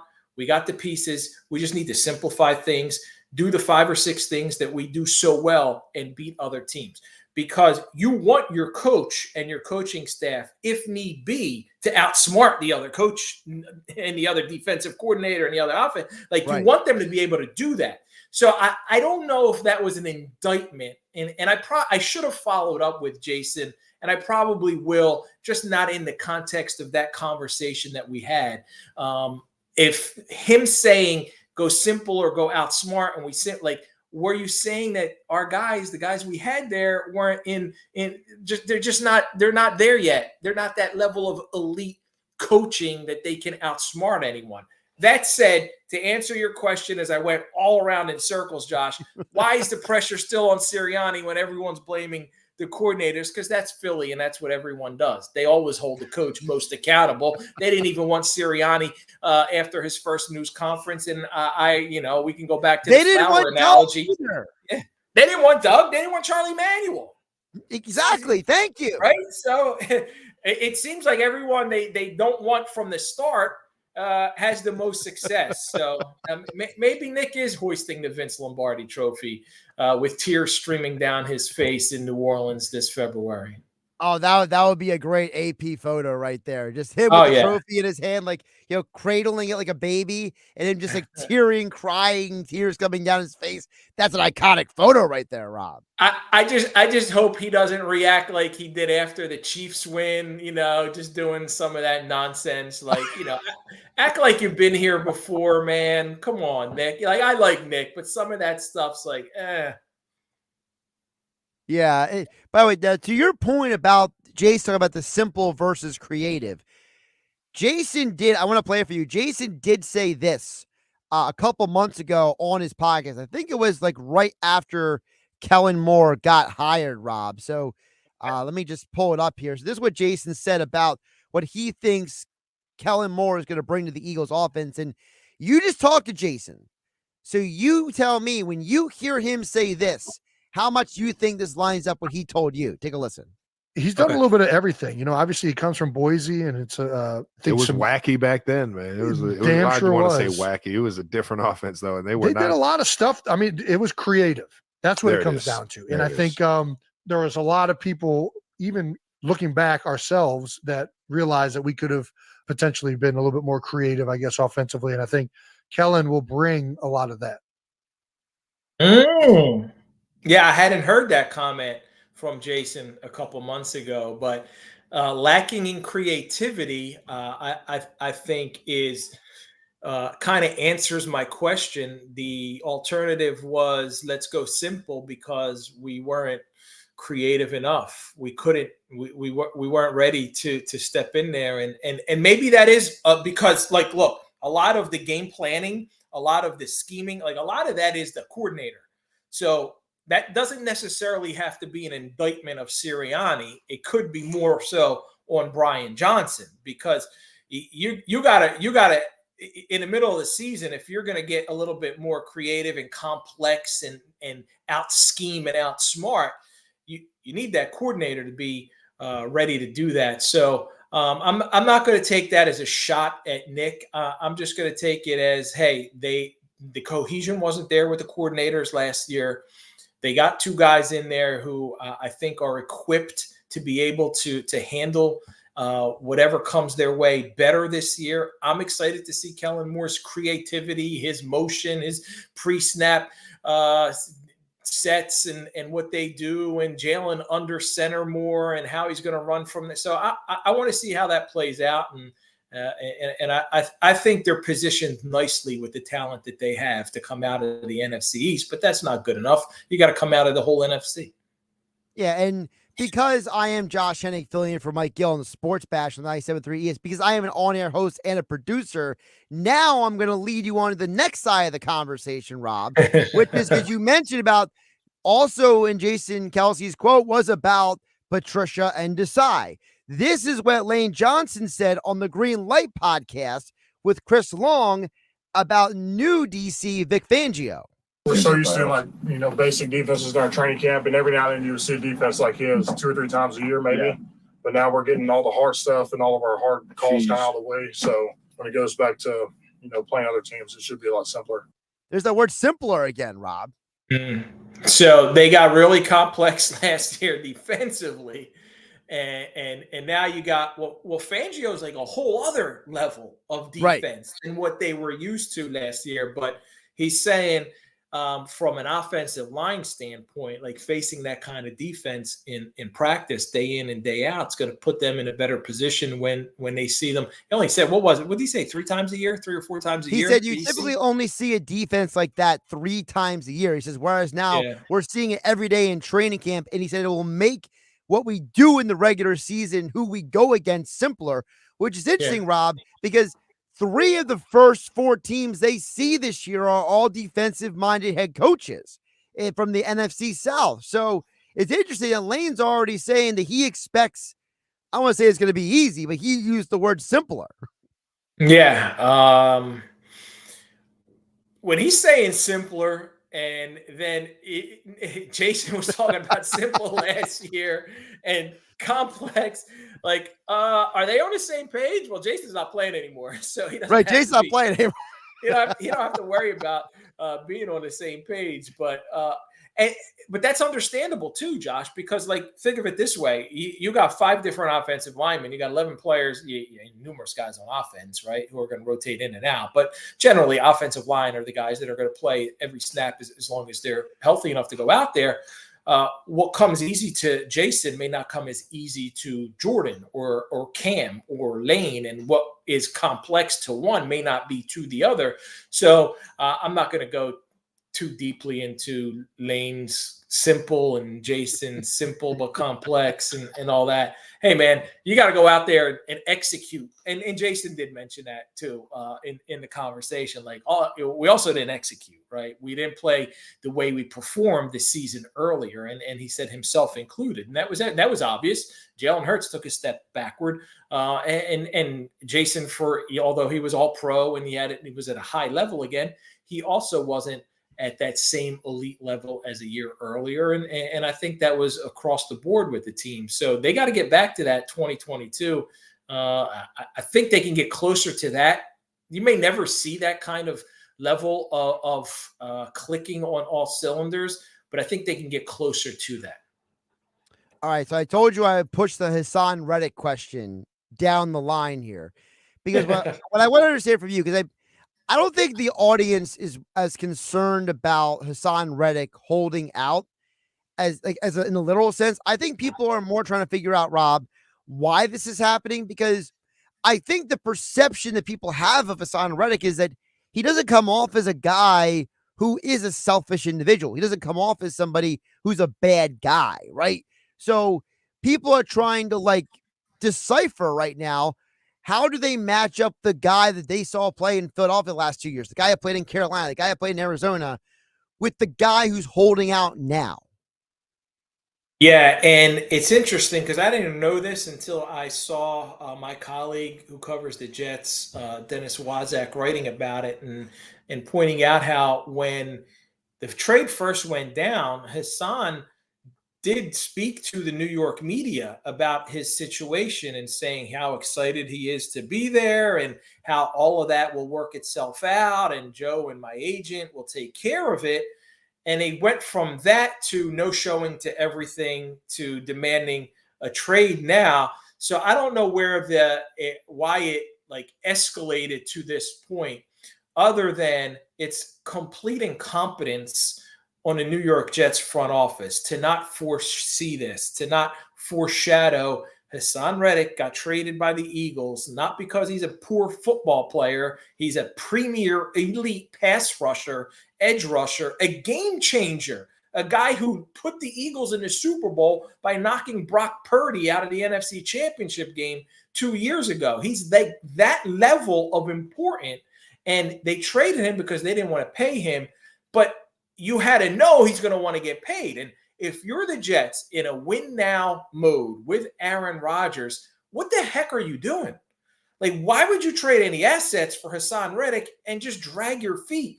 Get him in camp, get him happy, get him paid. And this has kind of been Hassan Reddick's entire career, right? Since he was drafted he went from Arizona to Carolina, underappreciated, underpaid, undervalued, and all he does is just rack up sacks wherever he goes. Comes to the Eagles, looks like he's found himself a nice home in his hometown area, and things like this happen. But I could not think more poorly of the Jets front office, and specifically Joe Douglas, for the way this has transfolded, because I think it's an absolute debacle the way that this has gone down, and they should have known better. It's a debacle, Rob, but selfishly, I'm actually glad it's happening. Not because I'm anti-Rodgers. Do you know how many arguments I got into from 2017 to 2020 about Joe Douglas is a football guy? He's the mastermind behind the Eagles winning the Super Bowl. He's the guy who got Howie, the players.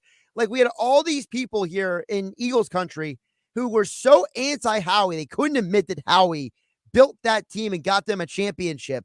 And I selfishly am glad that Joe Douglas is struggling now with the Jets, because it really does go to show that Howie actually did know what he was doing, and that maybe Joe Douglas isn't the secret puppet master behind the scenes. Oh man, that's a great take, Josh, because it's true.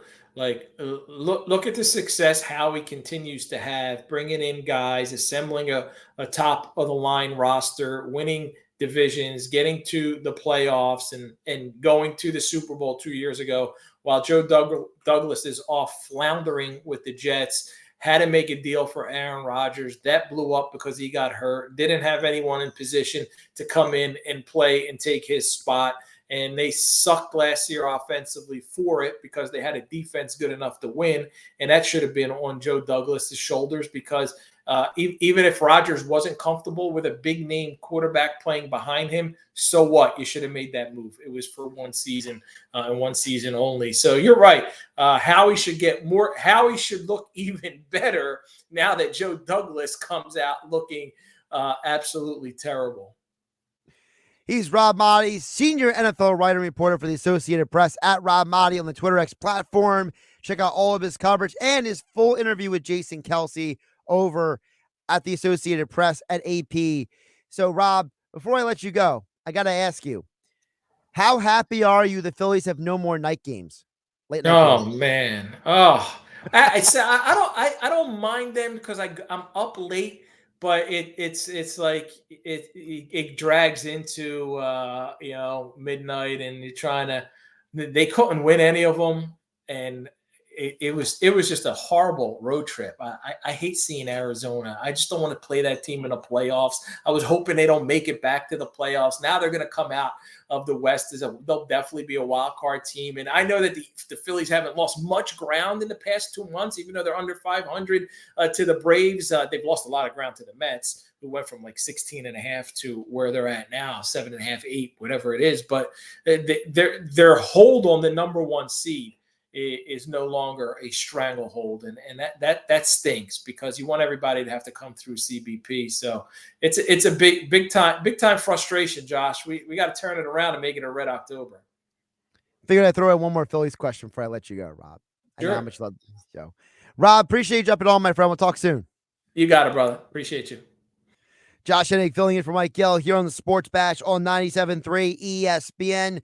We'll check back on the text board. Coming up next, 609-403-0973.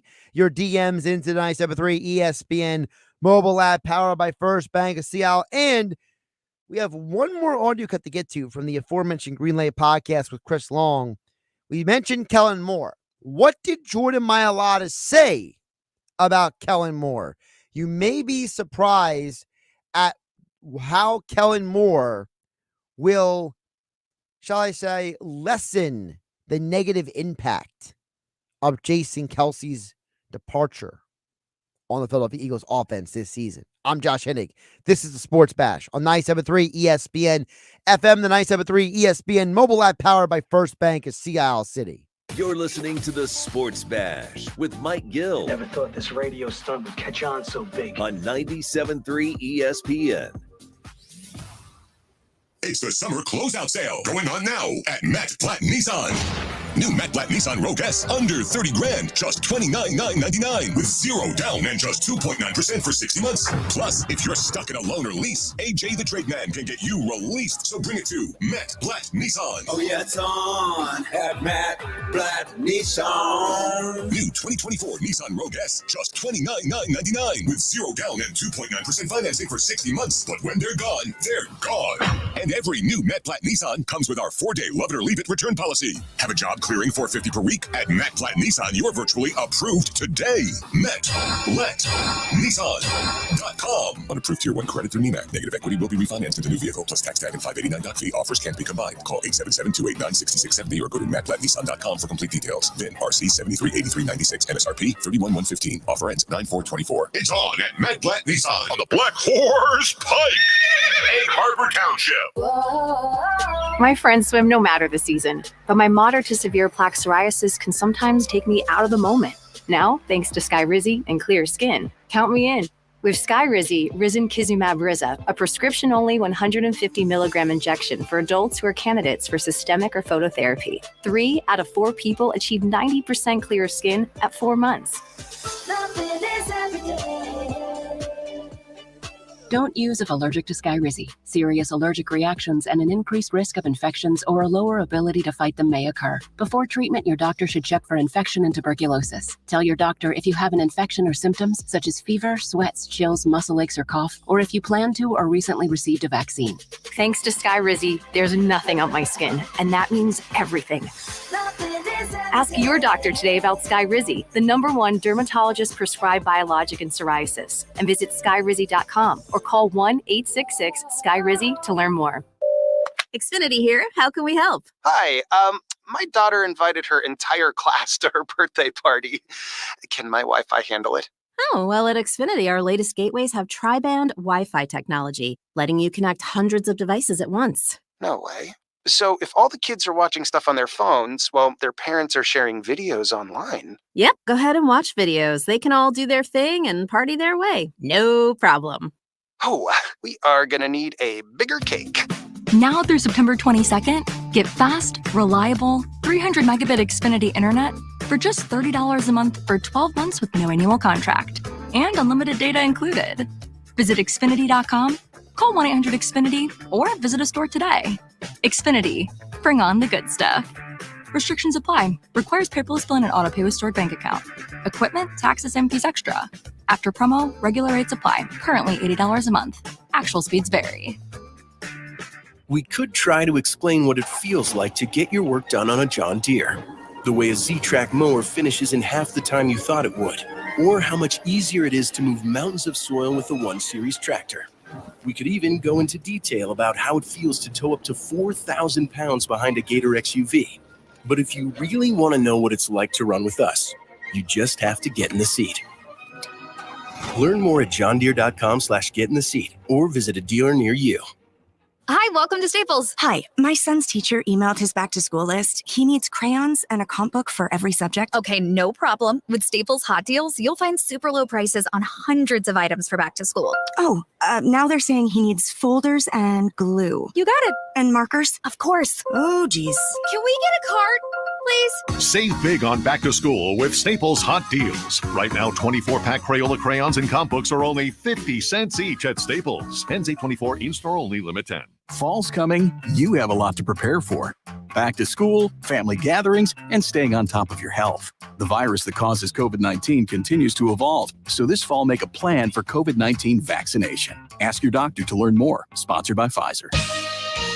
Powered by the all-new BetParks New Jersey Casino and Sportsbook app. BetParks.com. This is the Town Square, New Jersey Info and Weather Network.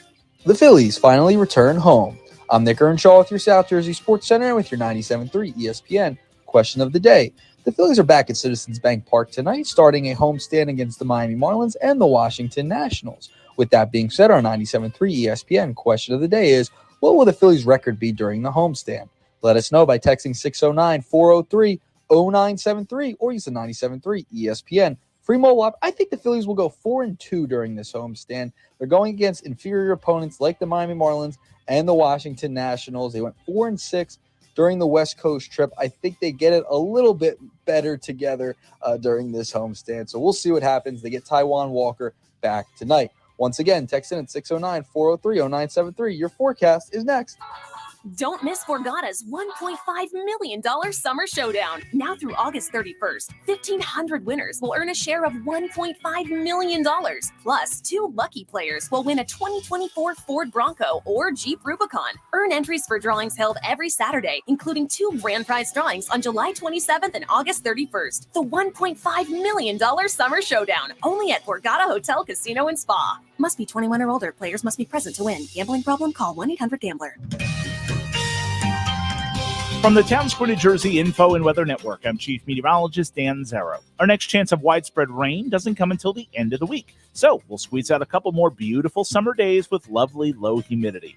Expect a few clouds overhead tonight and comfortably cool temperatures.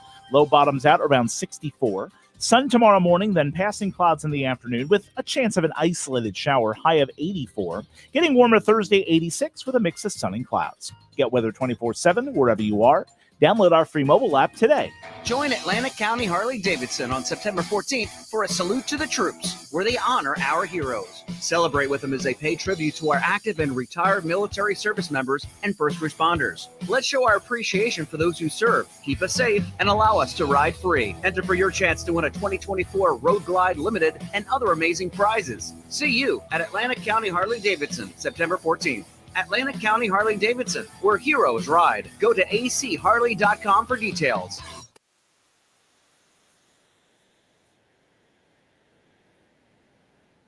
I can't see him, but he talks to me. On 97.3 ESPN.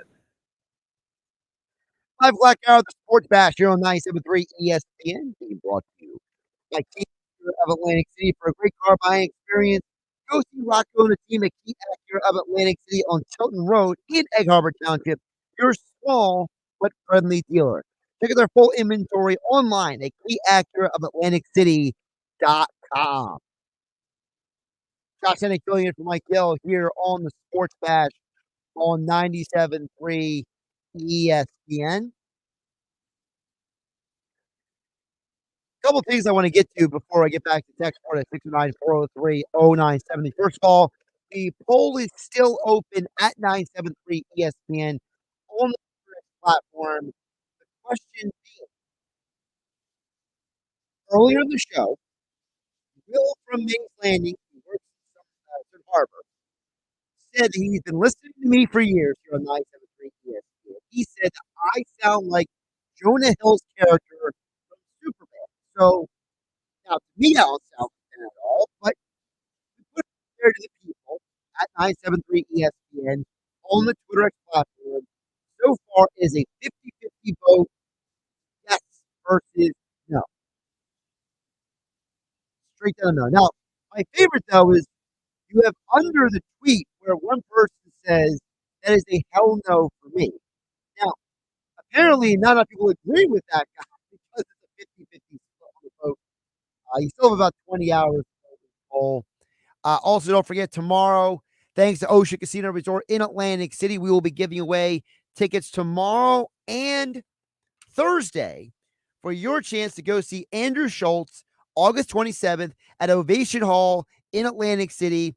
The stand-up comedian, actor, television producer, and podcaster Andrew Schultz is bringing The Life Tour to Ovation Hall Saturday, August 24th. You can win tickets. Be tuned tomorrow and Thursday for your chance to win right here on 97.3 ESPN. But you must tune in to the Sports Bash the next 2 days for your chance to win. And if you don't win tickets, just go to oceanac.com to get your tickets to go see Andrew Schultz now at Ocean Casino Resorts Ovation Hall in Atlantic City. All right. Now that we cleaned some things up on the text board, George from Summers Point chimes in at 609-403-0973. Says, Josh, listen to your conversation with Rob Maaddi earlier this hour. It seems like people are blaming Sirianni for last year's collapse because he did not take the reins from the coordinators who were obviously either overmatched or whatever went wrong. It caused the ship to sink. I think that George from Summers Point goes on to say, I think that if he did, people would have been more positive opinion about him now rather than the appearance he did nothing. Couple of things there, George Summers Point. Number one, I think Sirianni did, though, take an active role because Sirianni has taken the blame for demoting Sean Desai and giving Matt Patricia the control of the defense, the play calling duties. So I don't think people blame Sirianni because he didn't take charge last year. I think people blame Sirianni, George Summers Point, because I think in people's mind, they believe that Sirianni, if he's such a great coach, if he's such a good leader, if he's so good at the culture and etc., that he should have been able to re-steer this team back on track and not let it go off the rails. I think people want to blame. Rob Maaddi brought it perfectly earlier. Rob said that people hated Doug, people hated Charlie before Peterson won a Super Bowl and Manuel won a World Series. I think a lot of people tend to not like the coach who doesn't line up with their own personal sensibilities. Everybody stinks till they win a championship. Every quarterback is a bum until he wins a championship. It's such a weak way of going through life that everyone is stupid, everyone is dumb, and everybody is fill in the blank unless they agree with me or they do what I want them to do. And no matter how much Nick Sirianni panders, no matter how much he plays to the Philly crowd and goes around and says stuff like, hey, I saw the signs out front saying we should run the ball. I think we're going to do that this week. And what did they do that week? They ran the football. And people forget about that stuff. People forget that Nick Sirianni, he has really done everything in his power to appease himself to the fan base while also being true to himself. I think George Summers' point, the problem is that no matter what Sirianni does, until he wins that championship, until he wins that Super Bowl trophy, until he gets that ring, people are not going to respect him. And I think that it's just the nature of the beast. I think it's part of the sports fandom. And it's not all sports fans. Look, it's not you, George and Summers Point. It's not I'm trying to think here, Jeff in Ocean City, right? It's not Andrew in Summers Point, okay? it's not every sports fan who thinks this way about the coach. But the reality is that it's you can't escape it. It's part of the conversation. I don't think every Eagle fan hates Sirianni, but I do think, as we see in the non-sports world, some of the loudest people are not always the people who speak for the majority of fans out there. And so when I do a radio show here on 97.3 ESPN, or Mike Gill is back here doing the Sports Bash next week, or Billy Schweim in the locker room on Saturday, or Nick Earnshaw when he sits in with me, whoever's on these microphones on our station, we try to remember that we are not speaking to just the loud minority who hates on fill in the blank person. We got to speak to everybody. And we have all been guilty of spending too much time addressing one person, one perspective, because it might be the loudest perspective or the loudest person. And I think that is kind of where we're at, George Summers' point. I think the idea being that we try to be balanced in our conversation. We also try to address everyone and everything we possibly can to the best of our ability. So help us, God, I do. I just got to understand and promise to tell the truth, the whole truth. But the point is that you're right, George Summers' point. People want somebody to blame. And sometimes people just can't accept that maybe last year's Eagles team was just not as good as we thought it was. Maybe last year's Eagles team was just not great. And maybe the coordinator was just that bad. And Sirianni, because he is not Bill Walsh, right? Because he's not one of the greatest coaches of all time, then maybe he needs better coordinators around him. Andy Reid, and if I'm counting this correctly, he's had 1, 2, 3, 4. He's had 5 different defensive coordinators in his coaching career, but he's only gotten to a Super Bowl with 2. Jim Johnson, Steve Spagnuolo. He never got to Super Bowl with the other 3. Bill Belichick only won championships with 2 offensive coordinators in his entire coaching history. But yet he had, if I'm doing the math correctly in my head, 1, 2, he had 4. So only half the offensive coordinators he won a championship with. Bill Parcells never reached a Super Bowl without Bill Belichick as his defensive coordinator. I think that we sometimes forget the importance of the coordinator when it comes to these conversations. It's like a quarterback with wide receivers. You can't name me a great quarterback who didn't also have really good wide receivers. We forget that Joe Montana had Jerry Rice and John Taylor, okay? We forget that Tom Brady, he won a couple of Super Bowls without Randy Moss and Gronk. But those Patriot teams where the defense was the dominant force on those teams. Peyton Manning, he never won a championship without Marvin Harrison or Reggie Wayne or Demaryius Thomas or Julius Thomas catching the ball from him. So I think that if we got to start treating the quarterback and the head coach a little differently. We got to stop treating them like they're only good because they meet our criteria, when the reality is that the people around them are important. And that's why I find it interesting what Jordan Mailata said about Kellen Moore and about how Moore is going to cover up for Jason Kelce's absence. Kellen's done a good job of simplifying and having answers for blitzes, and having hots, simplifying the pass game and like protection calling. And Kelce was our problem solver. Now that we don't have him, Kellen's come along and just again having hot reads, having answers to blitz zero, and then simplifying the calls up front based on the hot looks. They didn't do that last year. Why? Because Kelce was the problem solver. And it might be a blessing in disguise that Kellen Moore is coming in here as a guy who never worked with Jason Kelce before. So he doesn't know what the world was like with Jason Kelce. So now he could enter next year not having that hanging over his head.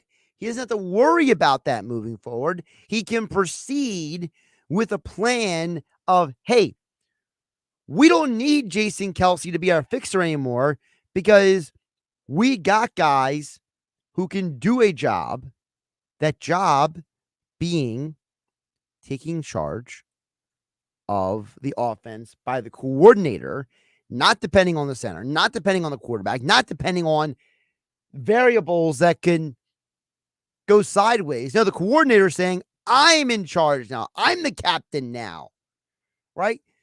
So I think that's part of the conversation as well. You know, when the Eagles hired Sirianni, they basically assigned him a defensive coordinator, Jonathan Gannon.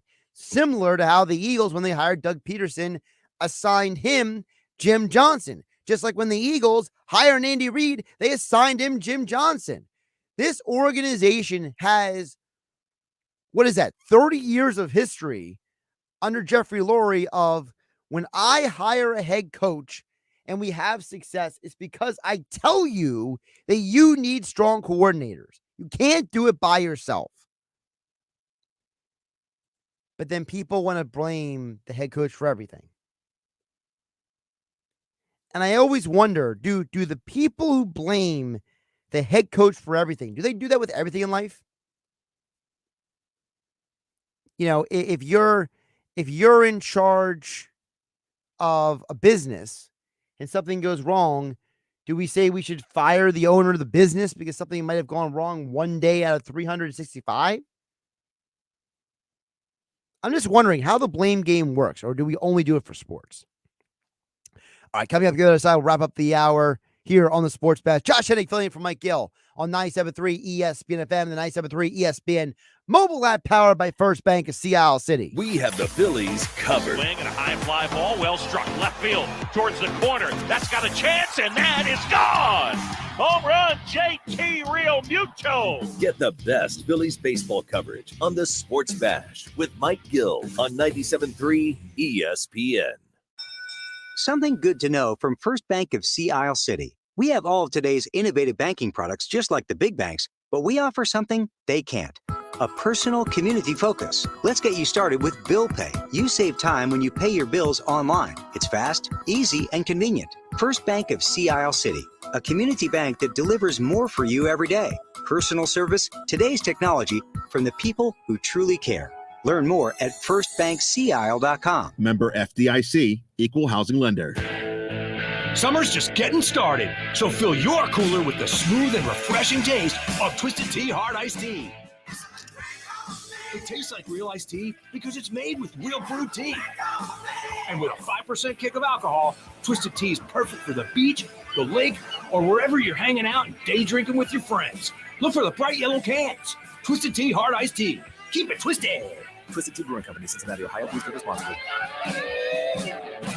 Dennis Malloy here for the Lauder, New Jersey. Feeling lucky? Well, it just got even easier to order lottery tickets online. The Lauder, New Jersey is here and raring to go with daily pick draws, local favorites like Jersey Cash 5, and multi-state record breakers like Powerball and Mega Millions. Try out the Lauder, New Jersey from home or on the go today and get 100% cash back on your first entry. 100% cash back. Just visit nj.thelauder.us. Must be 18 or older to buy a lottery ticket. If you or someone you know has a gambling problem, call 1-800-GAMBLER. What's up? I'm Miles. Hey, and I'm Jara. And a little thing we love about the Chick-fil-A Maple Pepper Bacon Sandwich is how the flavors come together. First, I taste the smoky grilled chicken, then the pepper bacon with that maple bun, added with the sweet heat and the pickles. I'm really sold on the pickle. It meets you in the middle with the sweetness and the heat. It's spice-tastic. Yum-licious. Flavoristic. The sandwich of the summer. The Maple Pepper Bacon Sandwich. Order the Maple Pepper Bacon Sandwich on the Chick-fil-A app today. Available for a limited time. Real guests paid for their testimonials. Some people just know the best rate for you is a rate based on you with Allstate. And look at you, hands perfectly placed on the wheel. Not like the driver to the right of you who's really going after that drum solo. Save with DriveWise on the Allstate app and only pay a rate based on you.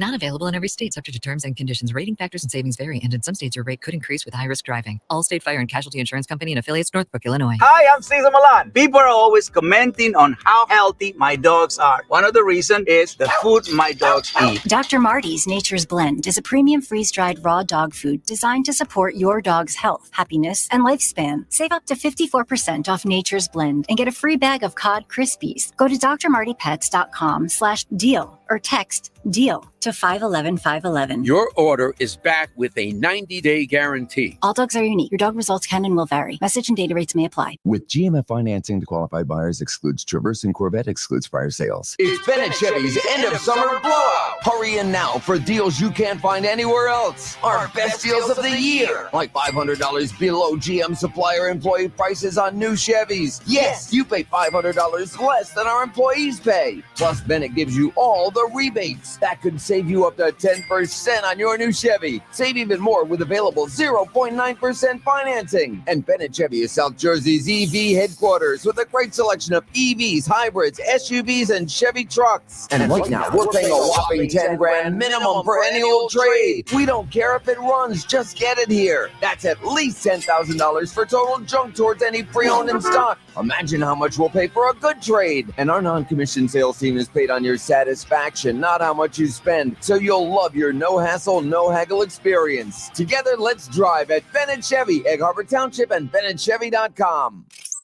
You're listening to The Sports Bash with Mike Gill on 97.3 ESPN and the free mobile app. Well, we got some interesting Phillies news dropping. Not like breaking news, but kind of like something to keep an eye on. So, according to Rob Thompson, Ranger Suarez threw batting practice this afternoon, and they're hoping that he will be back next week. So, the idea being that if we pull up the Phillies schedule here, right? So, Taijuan Walker's pitching tonight.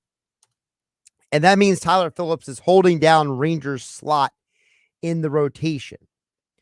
So, if we're hoping Ranger is back next week, he may end up pitching that Friday in Kansas City, because right now that is the main day that is open, because right now it's Walker, Phillips, Wheeler, Nola, Sanchez. Then again, it's Walker, Phillips, Wheeler, Nola.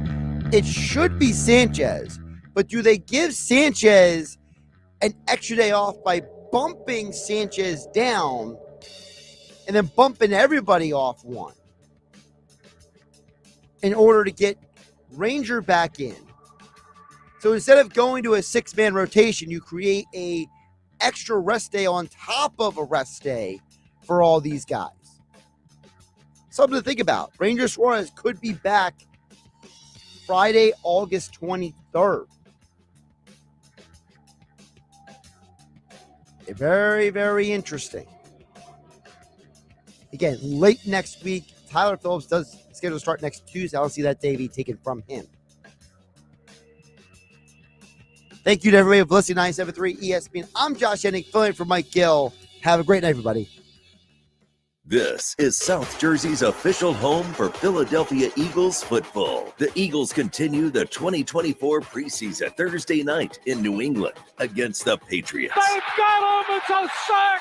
It's Brandon Graham! Listen to all the action with Merrill Reese and Mike Quick with pregame coverage starting at 6 p.m. and kickoff at 7. This is the play-by-play home of the Philadelphia Eagles. 97.3 ESPN, South Jersey's Eagles station.